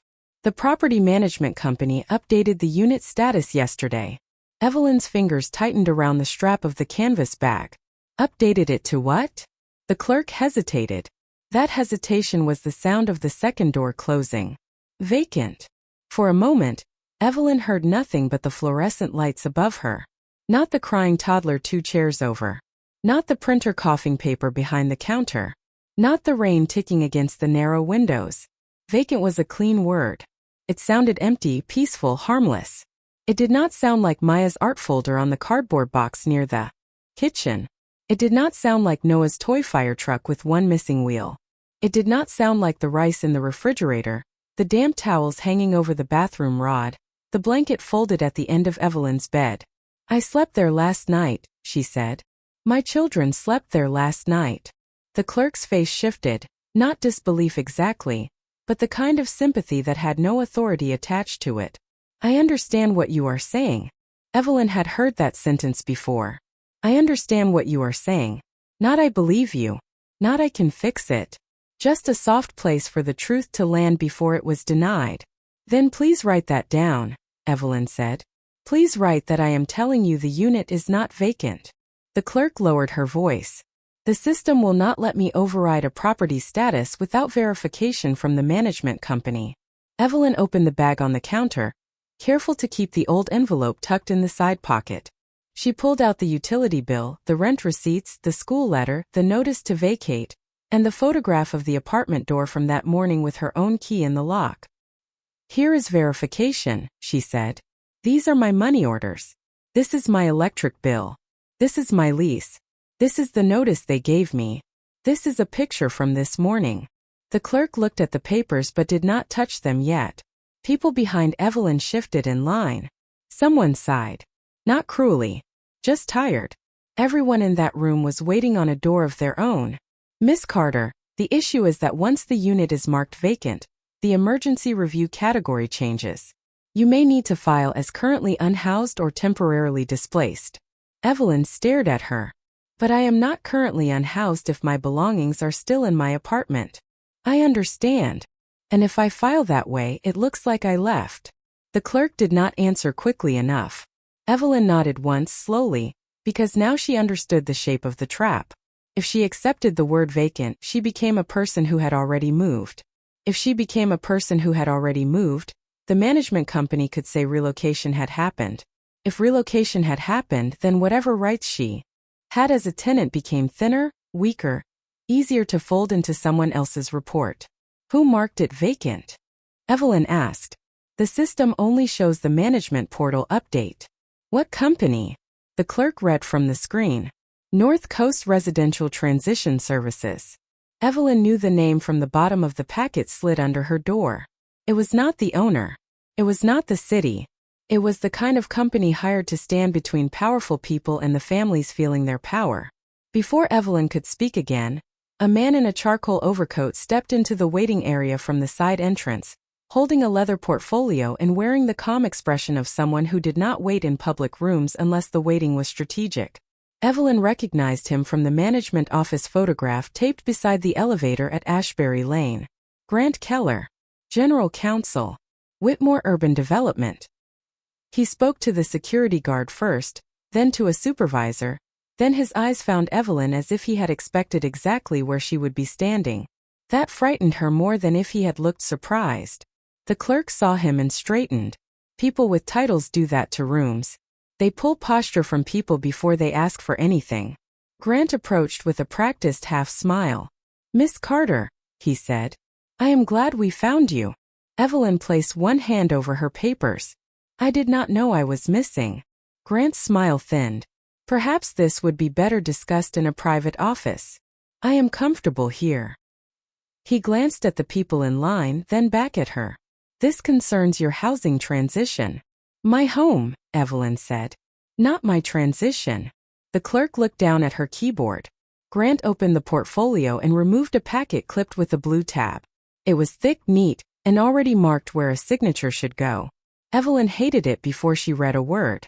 "Given the confusion around your occupancy status," Grant said, "we are prepared to offer immediate assistance beyond the standard relocation amount." The phrase immediate assistance moved through the waiting room like the smell of food. A woman with a baby looked over. An older man in a rain hat leaned slightly closer.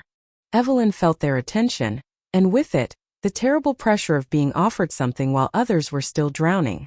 Grant slid the first page toward her. A motel voucher for 30 days, $2,000 in emergency funds, transportation credits, and help placing your children in a stable temporary environment while your next residence is identified. Stable temporary environment. Evelyn thought of Maya in Julian's overcoat, trying not to cry over picture day.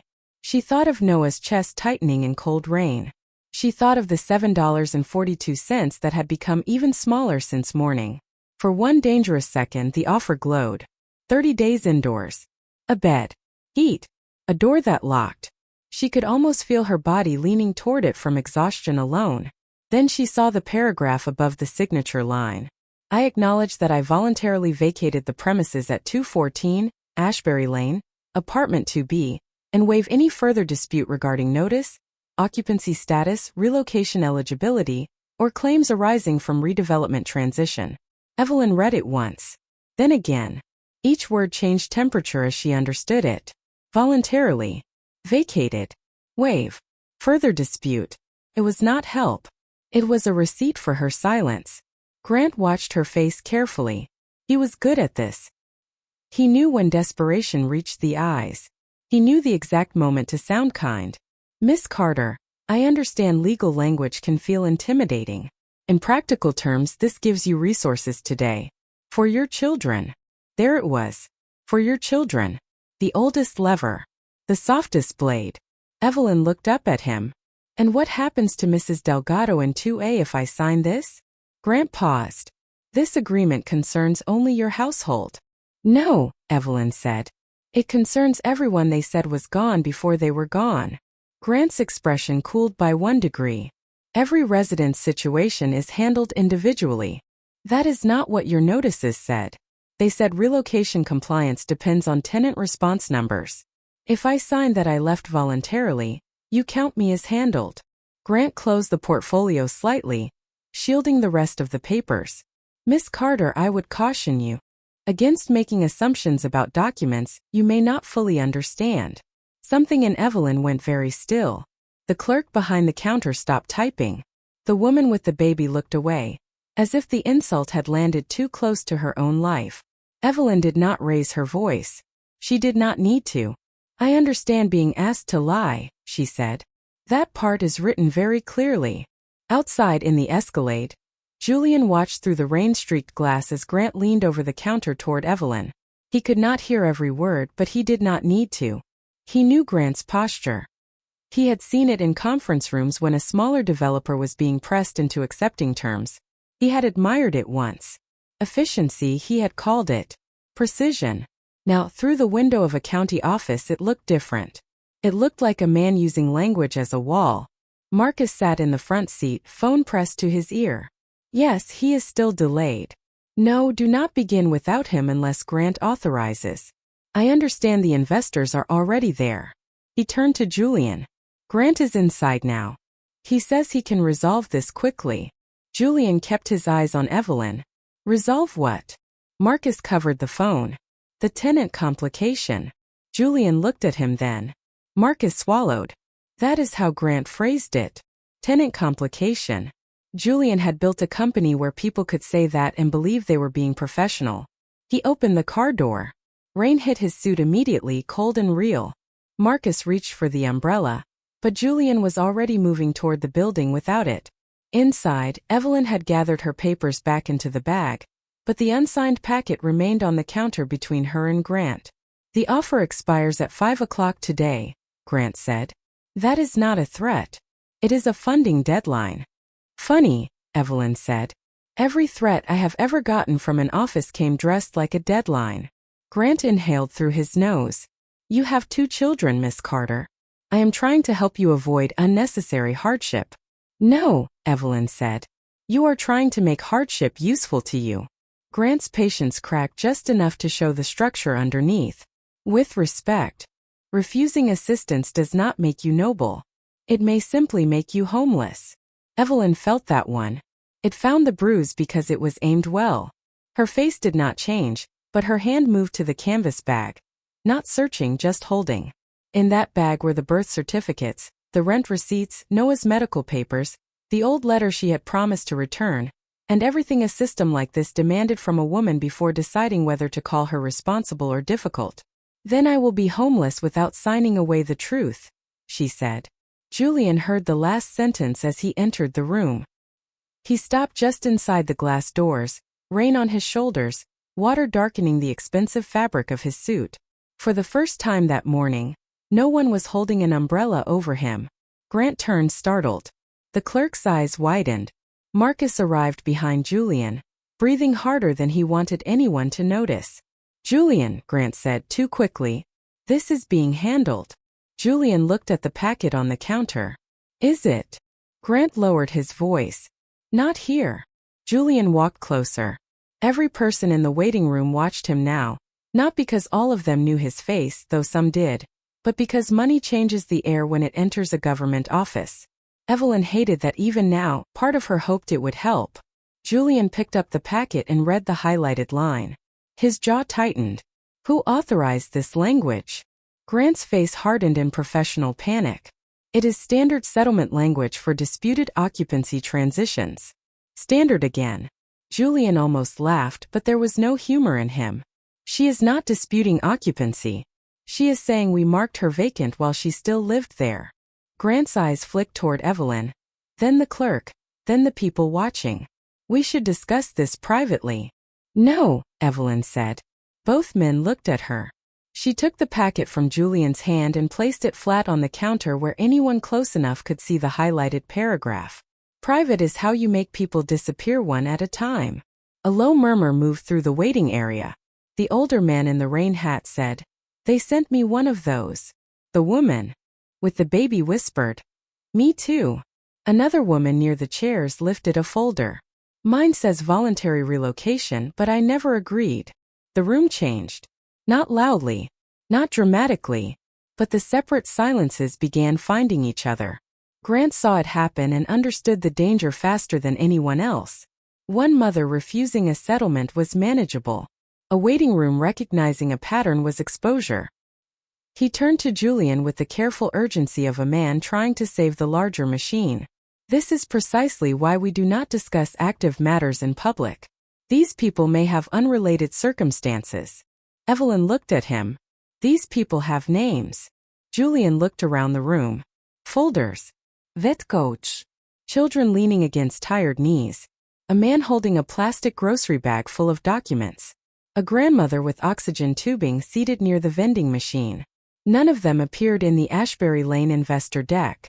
None of them had been included in the phrase neighborhood revitalization without displacement except as the displacement being denied. Julian felt the old wound in him twist, but this time it did not turn into defensiveness. turned into recognition. He had wanted to believe Grant was the hard edge of the business and he was the vision. But Grant's language had not appeared from nowhere. It had been hired, rewarded, approved, and protected by Julian's signature. "Pull every file connected to Ashbury Lane," Julian said. Grant stared at him. "Julian, every notice, every vacancy update, every relocation acknowledgement, every management portal entry." Grant stepped closer and lowered his voice until only Julian, Evelyn, and the clerk could hear.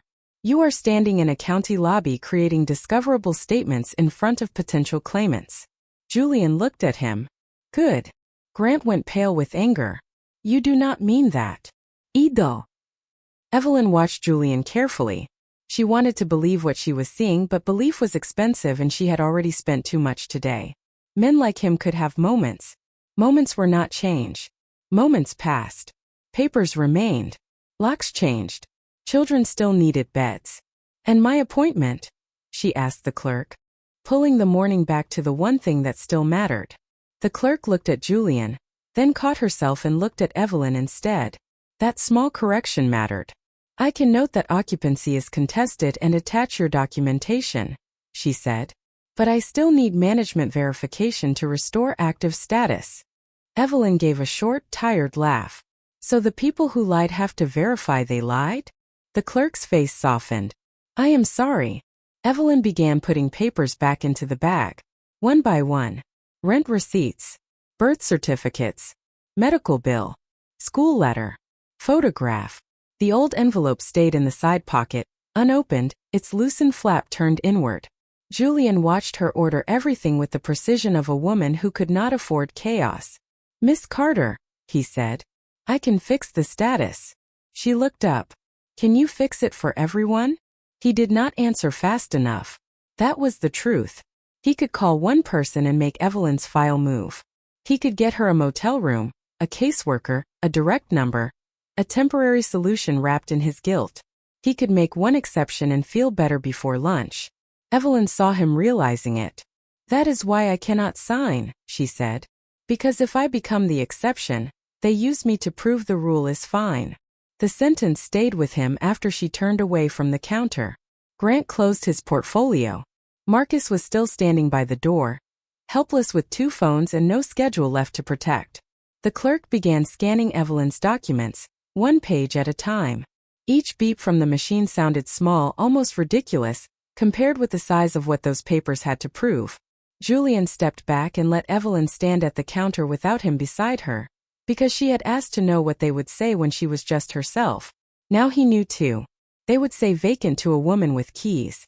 They would say voluntary to a mother under pressure. They would say standard to a paragraph that bought silence. They would say transition when they meant removal. At 9:34, Grant's phone buzzed.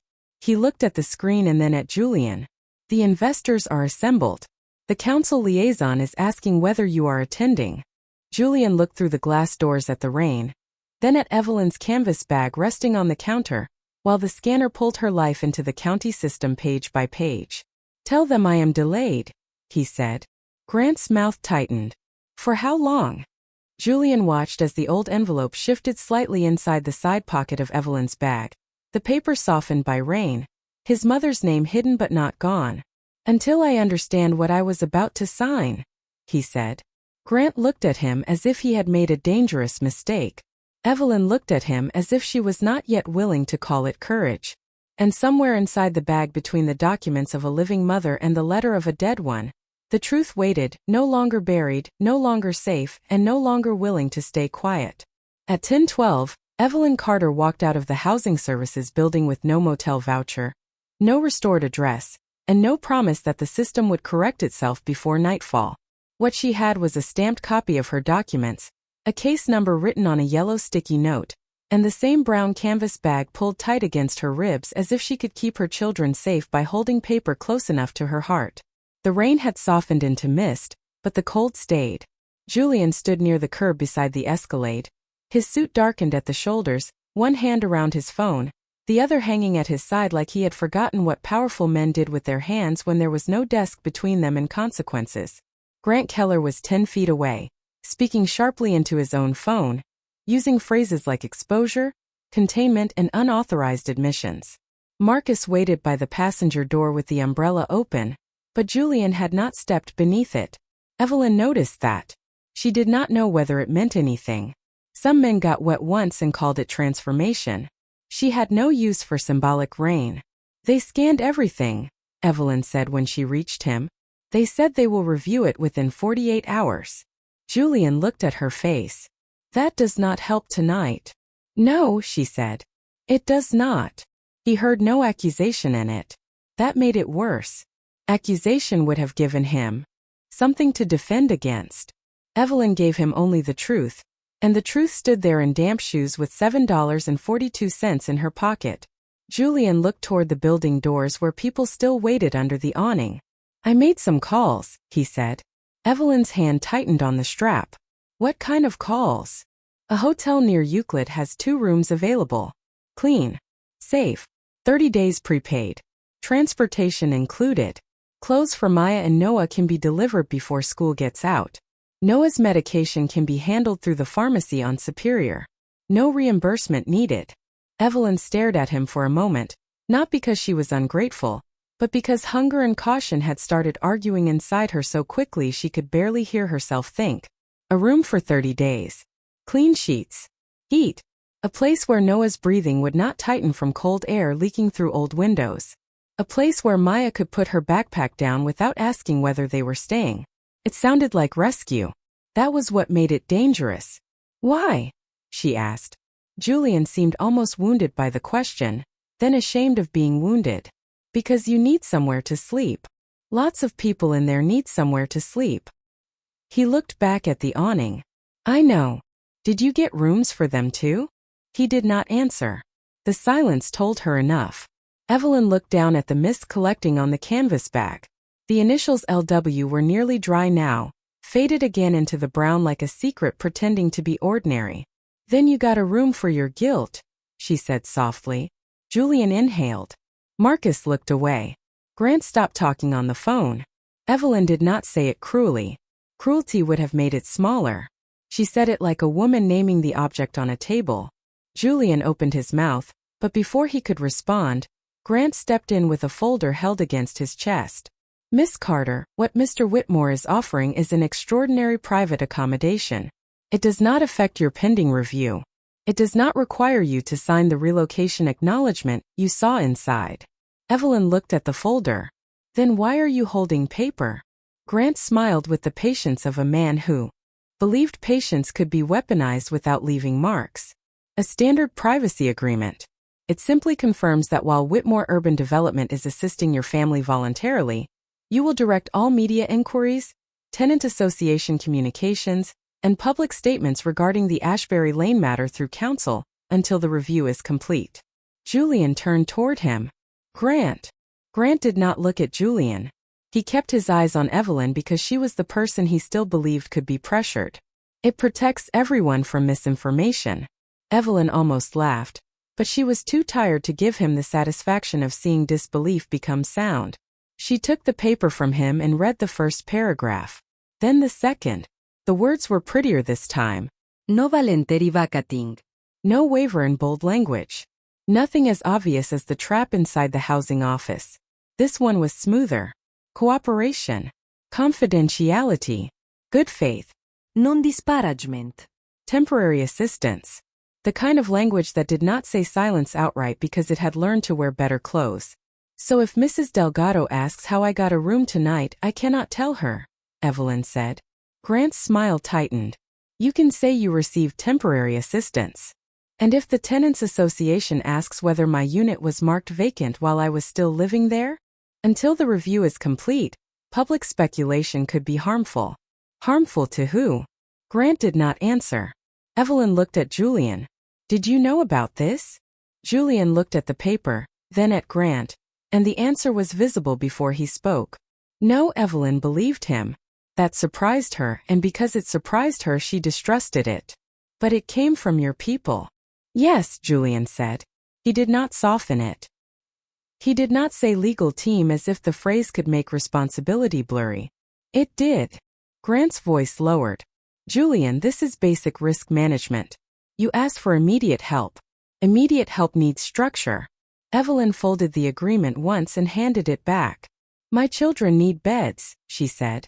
They do not need their mother to become structure. The words landed harder than she expected. She saw it on Julian's face. His mother had probably said things like that. Women who had to live under systems often developed a way of speaking that cut through systems completely. Grant's patience thinned. Miss Carter, refusing a safe hotel room over language that can be revised is not in your children's best interest. Evelyn's eyes lifted slowly. There were lines a person in a suit should not cross with a mother. Grant had crossed one without even noticing. Do not use my children to teach me fear, she said. I wake up with fear. I cook breakfast with it. I walk them to school with it. I sleep next to it when the rent notice is on the table. You are not introducing me to fear, Mr. Keller. You are just trying to rent it from me. Marcus stopped moving. Even the driver looked toward them through the windshield. Julian stood still, absorbing the sentence as if it had been spoken to him too, because it had. Maybe not by Evelyn alone. Maybe by every tenant file he had skimmed, every relocation summary he had approved, every meeting where hardship was converted into timing. Evelyn slid the canvas bag higher on her shoulder. If Mr. Whitmore wants to help my family, he can help without buying my mouth. If he cannot do that, I will figure out tonight the same way I figured out last night. Julian felt the old reflex rise in him. Solve this, control this, make the obstacle move. He could overrule Grant. He could give the room with no paper. He could call the hotel himself. He could make Evelyn accept by making acceptance clean. But beneath that reflex, something quieter asked whether rescue was still rescue if it required the rescued person to stop standing where the truth needed her. He looked at Evelyn and understood that her refusal was not pride. Pride would have been about how she appeared. This was dignity, and dignity was about what she would not trade even when no one would blame her for trading it. No agreement, Julian said. Grant turned sharply. That is reckless. No agreement, Julian repeated. Book the room if she wants it. Pay the pharmacy. Send clothes to the school office with no company name on the bag. No confidentiality language. No media restriction. No condition. Grant's face flushed. Then you are creating a direct financial relationship with the claimant in an active dispute. Then write that down too. Evelyn watched him carefully, still not relieved. And the others, she asked. Julian held her gaze. There it was again. The question that would not let him escape into one good deed. The others. The ones under the awning. The ones in apartment 1C 2A3D. The ones whose names had become pending, non-responsive, vacant, handled. He looked at Grant. Can we open emergency rooms for every Ashbury household marked pending or disputed? Grant gave a humorless breath. Technically, yes. Strategically, absolutely not. How many? Julian. How many? Marcus checked his phone, scrolling quickly. 14 households pending or disputed. Possibly more if the tenant association list is accurate. Julian did the math automatically, then hated how easy the math was. 14 rooms for 30 days cost less than the floral budget for the investor dinner that night. Less than the cancellation fee on a private aviation contract. Less than the watch he had stopped wearing because it felt too flashy in interviews. Do it, Julian said. Grant stepped closer. You are making decisions in a parking lot under emotional pressure. Julian looked at the housing services building, then at Evelyn's bag. No. I have made decisions in boardrooms under financial pressure for years. This is the first one that has had witnesses. Evelyn felt the weight of that, but she did not smile. She was beyond the stage where a powerful man's awakening could comfort her. She needed forms corrected, children picked up, dinner figured out, medicine kept dry, and a place to sleep that would not disappear if someone changed their mind. I will take the room tonight, she said. The admission cost her something. Julian heard it. No papers, she added. No statement. No photograph. No one from your company comes near my children's school except to leave the clothes at the front office. Agreed, Julian said. And Mrs. Delgado gets a room if she wants one. She is in 2A. She has a bad knee and will not ask twice. Julian nodded to Marcus. Marcus typed the name immediately. Evelyn continued. Mr. Jenkins in 1C has lived there 19 years. He will act like he does not need help because he is proud. Call his daughter in Akron if he lets you. Her number is on the tenant board downstairs. Marcus looked overwhelmed, but he kept typing. The family in 3D has a baby. They need a crib, not just a room. Julian nodded again. Something changed in Evelyn's face then. Not trust exactly, but a recognition that he was listening to the details instead of trying to rise above them. Details were where real help lived. Not in speeches. Not in checks handed to cameras. In cribs, bus passes, pharmacy hours, school pickup. Knees that hurt on stairs. Children who needed quiet to sleep. Grant watched the list grow and saw liability multiplying. Evelyn saw people becoming visible. Julian saw both, and for once he did not let liability win the first argument. Then Evelyn reached into her bag and took out the old envelope. The paper had dried unevenly, one corner curled. The flap loosened enough that the folded pages inside could be seen but not read. She held it between both hands. Julian's face changed before she spoke. I said I would give this to you after my appointment, she said. You did. She looked down at his mother's name. I still will. But not here. Why? Because whatever is in it has waited a long time. It should not be opened next to a lawyer trying to make a mother quiet. Grant looked offended. Julian almost did smile then, not because anything was funny, but because Evelyn had just protected his mother's words with the same fierceness she used for her own documents. Where? He asked. Evelyn looked toward the street, toward the buses moving through mist, toward the ordinary city that had carried both their histories without asking permission. After I pick up my children, she said. After I know where they are sleeping. Julian nodded. That was the order of her world. Children first. Truth second. Wealthy men could wait. Before she turned toward the Escalade, her phone buzzed in her coat pocket. The screen was cracked across the top, but she could read the school number. Her body tightened instantly. Every parent knows the particular fear of a school call during a bad day. She answered. This is Evelyn. Julian watched her face change. Not panic, but concern sharpened by exhaustion. Is he breathing okay? She asked. Then softer. I am coming.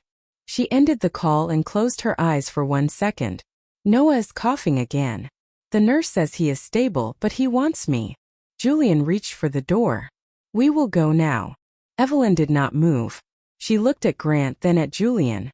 This is not over because you gave us a ride. I know, Julian said. And it is not fixed because you paid for rooms. I know. And if you try to make me your proof that everything is okay, I will tell the truth louder. Julian looked at her, at the bag, at the envelope, at the woman who had just refused silence with no guarantee of safety beyond one night. You should, he said. Evelyn studied him for one final second, then got into the car, still holding the unopened letter. Julian followed, and this time the Escalade did not feel like a solution. It felt like a vehicle carrying them toward the real test, because a man can offer money in a parking lot and still remain unchanged. But when a poor woman refuses to sell her dignity back to him, he has to decide whether he wanted to help her or merely feel forgiven. The school nurse met Evelyn at the side entrance of St. Bridget Elementary with Noah sitting in a small plastic chair beside her desk, a paper cup of water in both hands and a dinosaur sticker on his jacket. He was not in danger. Evelyn saw that before the nurse even spoke, and still her knees weakened with the kind of relief that does not feel soft at first. Feels like almost falling. Noah looked up and tried to smile, but his eyes were tired. Mama, he said, and that one word pulled her across the room faster than any alarm could have. She knelt in front of him, set the canvas bag on the floor beside her, and touched his face with both hands. I am here, baby. Breathe slow for me. Noah nodded and took a careful breath. The nurse explained that the cold air and the morning stress had likely triggered a mild flare. He had used his inhaler. His oxygen level was normal. He could stay at school if Evelyn wanted, but he had been asking for her.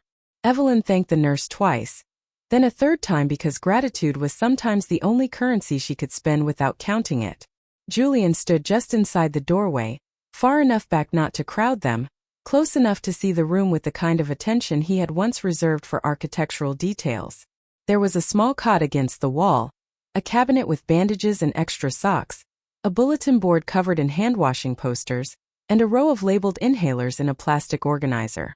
Each name on each label represented a parent who had stood where Evelyn was standing, hoping a school nurse could hold the line between normal childhood and emergency. Maya arrived 5 minutes later from her classroom, now wearing a gray sweatshirt from the Lost and Found.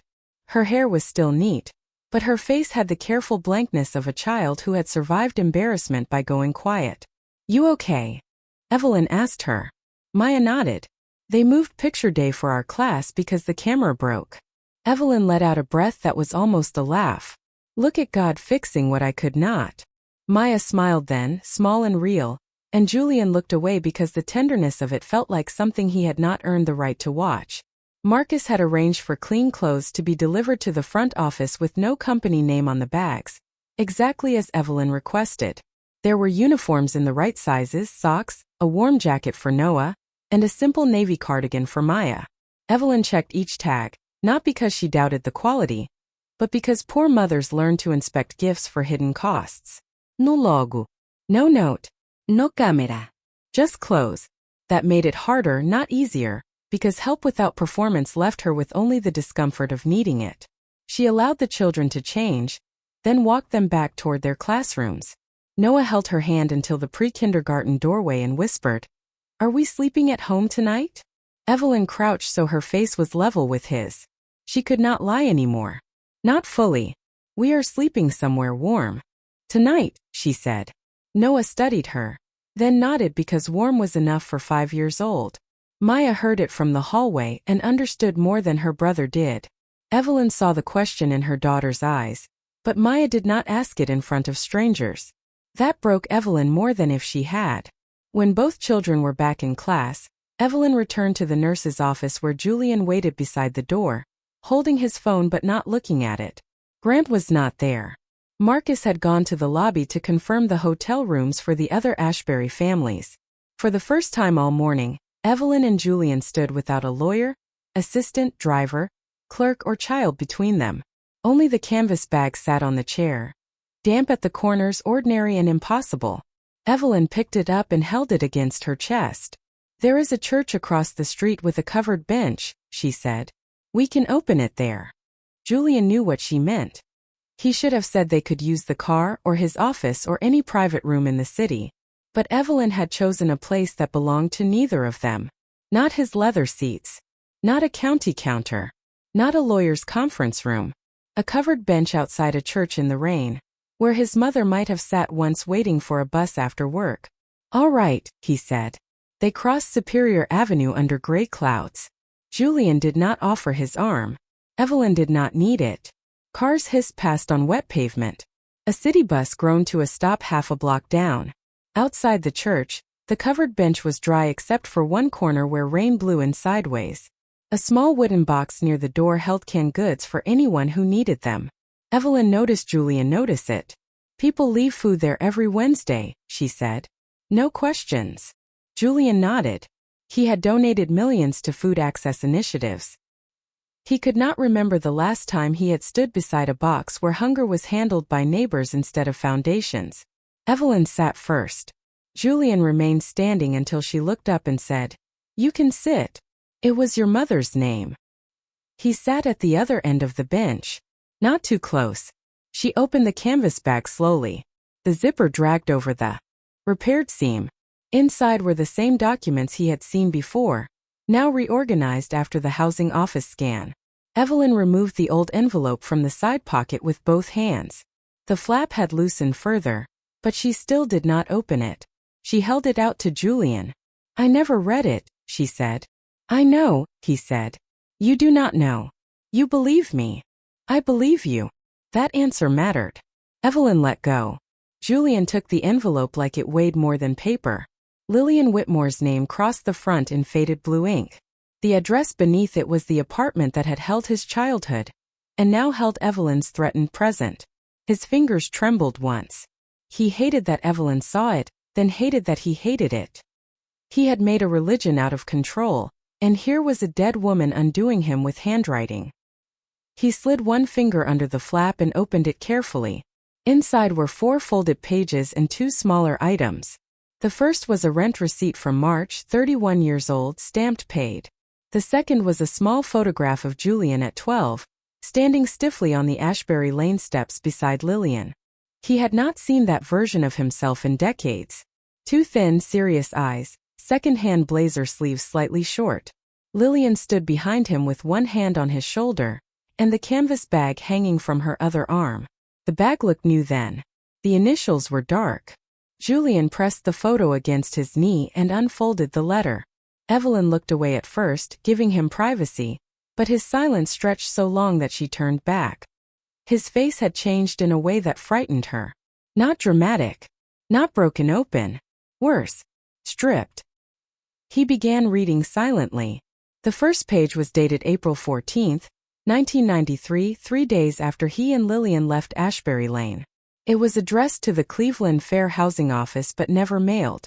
Lillian wrote that she had paid rent under the old lease, that she never received proper notice before the increase, that management marked the unit vacant while she and her son were still living there, and that her receipts were refused because the new owner's records showed transition complete. Julian's eyes stopped on that phrase, transition complete. He had heard its descendant that morning from Grant's mouth. Lillian had written in firm, careful sentences, the handwriting of a woman trying not to sound emotional because she knew emotion would be used to dismiss her. She listed dates, amounts, names, times she called. The day a man told her to bring documents Monday even though the lockout was Friday. The day a clerk said the system could not override the status. The day she slept on her sister's floor while her son pretended not to cry into a borrowed pillow. Julian swallowed hard and turned to the second page. The language changed there. It became less formal, as if Lillian had started writing to an office and ended up writing to the future. She wrote, "I am not asking anyone to make me rich. I am asking someone to say that a mother and a child cannot be erased because a new owner wants clean paperwork." She wrote, "My son is watching all of this, and I am afraid of what he is learning. He is a good boy, but anger is sitting on him like a coat too heavy for his shoulders. He says when he is rich, nobody will speak to him this way. I told him when he is rich, he should make sure nobody has to. I do not know if he heard me." Julian closed his eyes. The street noise blurred. Evelyn stayed very still. She had not read the letter, but she could see every sentence arriving in him like a debt past due. He opened his eyes and forced himself to continue. The third page was the one that destroyed him. Lillian wrote, "If Julian ever becomes powerful, I pray he does not confuse power with distance. I pray he remembers the sidewalk. I pray he remembers that people do not become vacant because a form says so. I pray he never becomes the kind of man who can look at a mother carrying papers for her children and see a number, a delay, or a problem to be managed. If he does, then the people who took our home will have taken more than our rooms. They will have taken my son from himself." Julian lowered the page. He did not cry loudly. There was no dramatic collapse, no speech, no sudden thunder from the sky. Tears simply gathered before he could stop them and moved down his face with quiet certainty. Evelyn looked away again, not to spare him shame, but to give him the dignity of not being watched while grief found its way through all that money. For 31 years, Julian had believed the worst thing that happened at Ashbury Lane was that he had been made powerless. Now he understood the deeper wound. His mother had seen the future clearly enough to fear not that poverty would break him, but that escaping poverty would teach him to stand on the other side of the same locked door. He looked at Evelyn's bag, at the stitched initials, at the papers inside, at the woman who had carried his mother's warning without opening it, while his own company repeated the exact machinery Lillian had tried to report. Not similar. Except vacant while occupied. Records over receipts. Assistants attached to silence. Children turned into leverage. Mothers asked to prove they had not vanished. His phone buzzed in his coat pocket. Then again. Then again. Marcus. Grant. City Hall. Investors. The deal calling from the world he had built. Julian did not answer. Evelyn finally spoke, her voice low. What did she say? Julian looked at the pages in his hands. He could have summarized. He could have protected himself by giving her the formal parts. Instead, he read the final lines aloud, his voice uneven but clear. I pray he remembers the sidewalk. I pray he remembers that people do not become vacant because a form says so. I pray he never becomes the kind of man who can look at a mother carrying papers for her children and see a number, a delay, or a problem to be managed.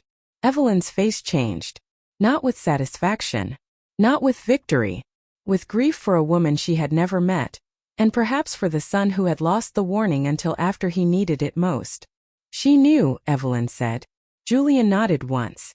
Yes. And you forgot. He looked at her. There was no cruelty in her words, which made them impossible to reject. Yes, he said. I forgot. Evelyn reached into the bag and touched the plastic sleeve holding her children's birth certificates. Then remember, right? Before Julian could answer, Marcus ran across the street from the school side, holding his phone out, breath visible in the cold. Sir, the council hearing was moved up. Grant is already there. The investors are asking whether to proceed with the signing authority provision without you. He says if you do not arrive now, the financing window could be affected. Julian looked down at the letter again.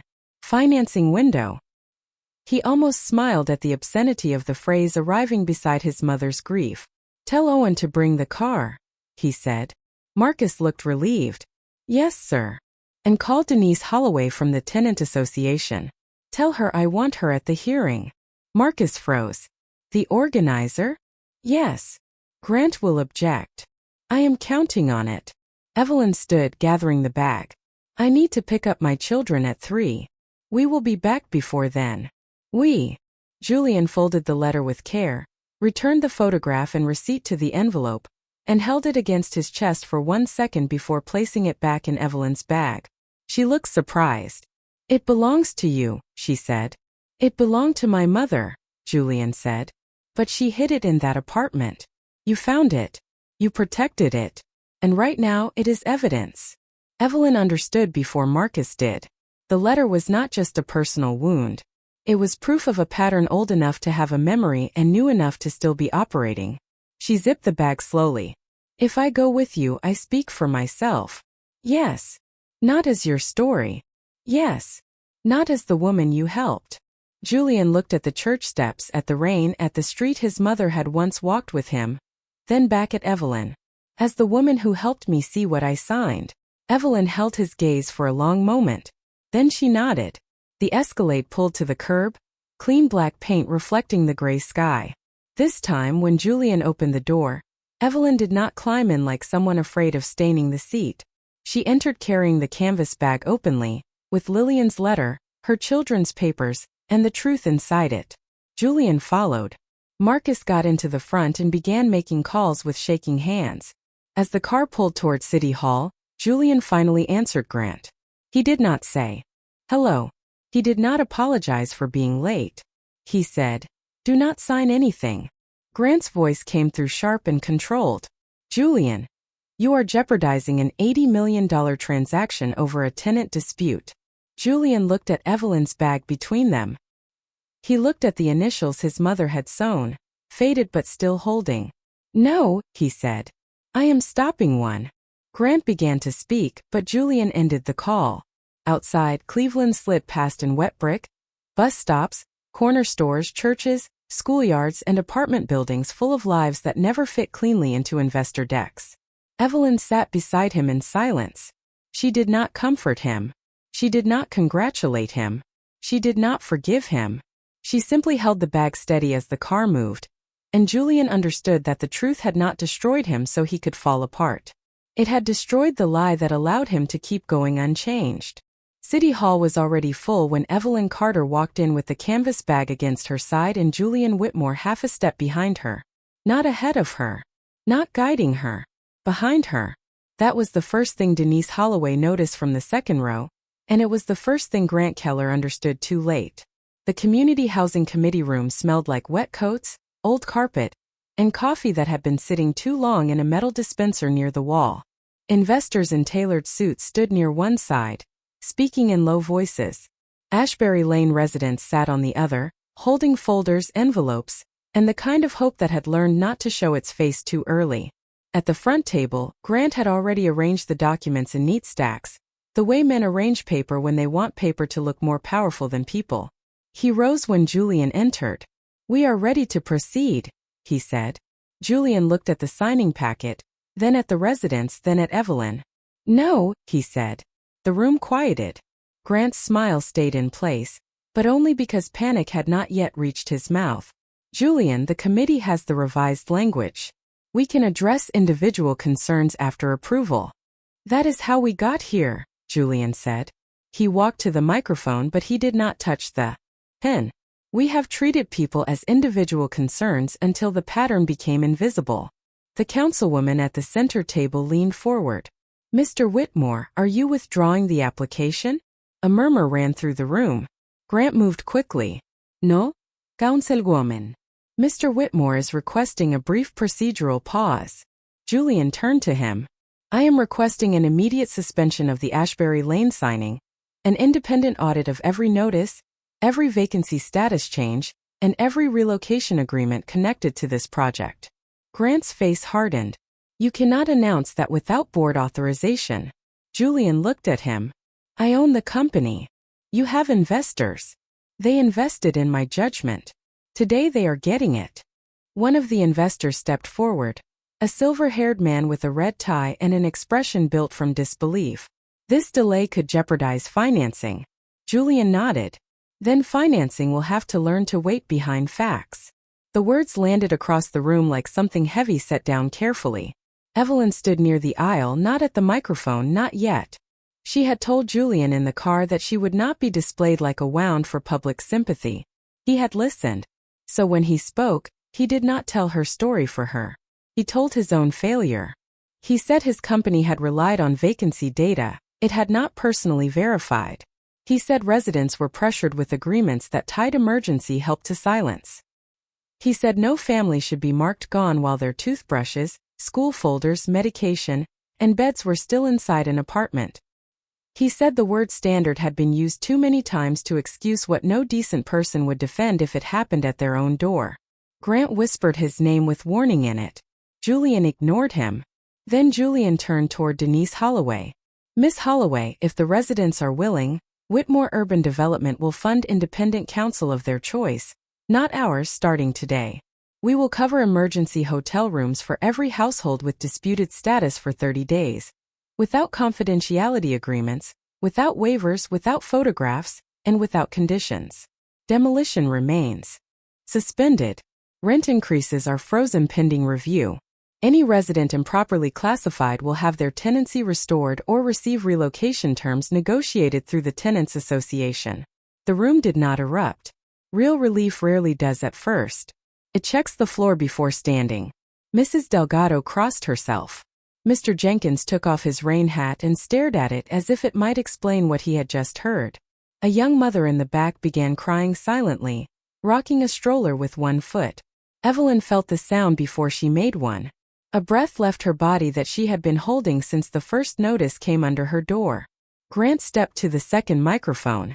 "For the record, counsel objects to these statements being characterized as admissions of wrongdoing." Julian looked at him, tired now in a way money could not hide. "For the record, I object to pretending they are not." That was when Evelyn walked forward. She did not look at Julian for permission. She did not need it. She placed the canvas bag on the table beside the microphone, not as a prop but as proof. "My name is Evelyn Carter," she said. Her voice shook once, then steadied. "I live in apartment 2B on Ashbury Lane. Not lived. Live. My children's clothes are there. Their drawings are there. Their medicine is there.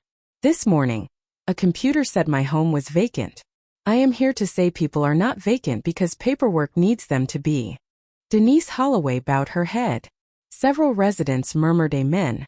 Evelyn touched the bag lightly. "This bag carried my proof because I knew I would be asked to prove what should have been obvious. But it also carried a letter from a mother who went through the same thing 31 years ago in the same apartment. She was not believed either. I do not want pity. I want this to stop being normal." Julian lowered his eyes. The councilwoman sat back slowly, the expression on her face no longer political, but human. The hearing did not fix everything that day. No honest thing ever does that quickly. But by 2:40, the signing was suspended in writing. By 3:05, the first hotel confirmations went out to Ashbury families. By 3:20, the pharmacy on Superior had Noah's refill ready.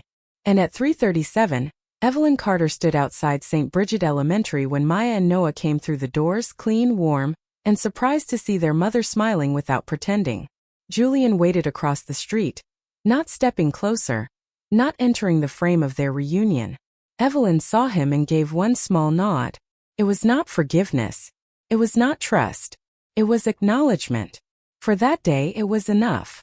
3 months later, Evelyn Carter unlocked the door to apartment 2B with the same key, but not the same fear. The red brick building on Ashbury Lane had not become luxury overnight. It had not been painted into a miracle or renamed with a word no resident had chosen. It was still old. The stairs still creaked on the third step. The hallway still smelled faintly of floor cleaner and somebody's dinner by 6 o'clock. But the heat worked now. The front lock had been repaired.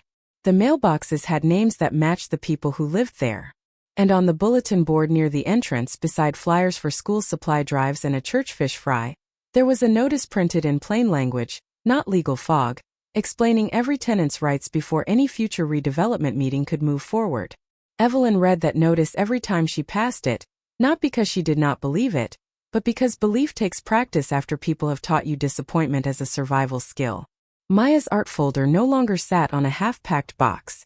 It rested on a small desk by the window, where she drew houses with yellow lights in every room. Noah's inhaler stayed in a labeled basket near the door, next to his dinosaur stickers and a library card he showed everyone as if it were a passport. Evelyn worked mornings in the school cafeteria and took nursing prerequisite classes 2 evenings a week, with childcare covered by a community fund that was run by residents, not by a corporate office looking for photographs. Mrs. Delgado from 2A chaired the tenant advisory board with a red notebook and a stare that could stop a contractor mid-sentence. Mr. Jenkins from 1C became the unofficial inspector of hallway repairs, measuring everything with an old tape measure he kept on his belt. The family in 3D got the crib they needed, but more than that, they got a lease they could understand. None of it was charity. That mattered. Charity can disappear when the giver gets tired. Rights are harder to take back once people learn how to name them. Julian Whitmore did not become a saint. Evelyn would have laughed at anyone who said that. He still lived high above the city. He still wore suits most people could not afford. He still ran a company that had to be watched because power, even corrected power, does not become harmless by feeling sorry. But he changed the parts that mattered beyond apology. Grant Keller resigned before the audit finished. North Coast Residential Transition Services lost its contract. Every Ashbury Lane notice was reviewed by an outside legal team chosen with tenant input. The redevelopment plan became mixed-income housing with a resident vote required before each major phase. And Julian funded an independent housing clinic in his mother's name without putting his own face on the sign. In his office, the original letter from Lillian Whitmore was not framed for visitors. It stayed folded inside a plain drawer he opened before signing any property deal. He read the same line every time. I pray he remembers the sidewalk. Some days he did. Some days Evelyn made sure he did. The canvas bag stayed with her. Julian had offered to have it preserved, cleaned, protected behind glass. Evelyn said no. A bag was meant to carry things. So it carried groceries, school forms, nursing textbooks, tenant meeting notes, and sometimes snacks for Noah when errands took too long. The initials LW remained on the front, faded but visible, a reminder that one mother's warning had survived long enough to protect another mother's children. On the first cold morning of winter, Evelyn walked Maya and Noah to school under a pale blue sky. No rain, no mood, just breath showing white in the air and the city waking around them. A black Escalade slowed at the corner. Not speeding, not splashing, just stopping at the crosswalk while they crossed. Noah waved before he realized who was inside. Julian waved back from behind the glass, then lowered the window so the children could see his face. Good morning, Miss Carter, he said. Evelyn looked at him, then at the curb, then at the repaired storm drain beside it. Good morning, Mr. Whitmore, she said. It was not a fairy tale ending. Evelyn was not rescued from life. She still had bills. She still had long days. She still counted money, though not with the same terror. But her children slept in their own beds. Her neighbors knew their rights. A company that once hid behind paperwork had been forced to look people in the eye. And a man who had spent half his life escaping the sidewalk finally understood that success does not mean rising so high you cannot see who is walking below. Sometimes justice begins with a mother who refuses to sign a lie. Sometimes it begins with a child's ruined shirt, an old letter, and a bag full of proof. And sometimes the thing that destroys a powerful man is not shame, but the moment he finally remembers who he was supposed to become.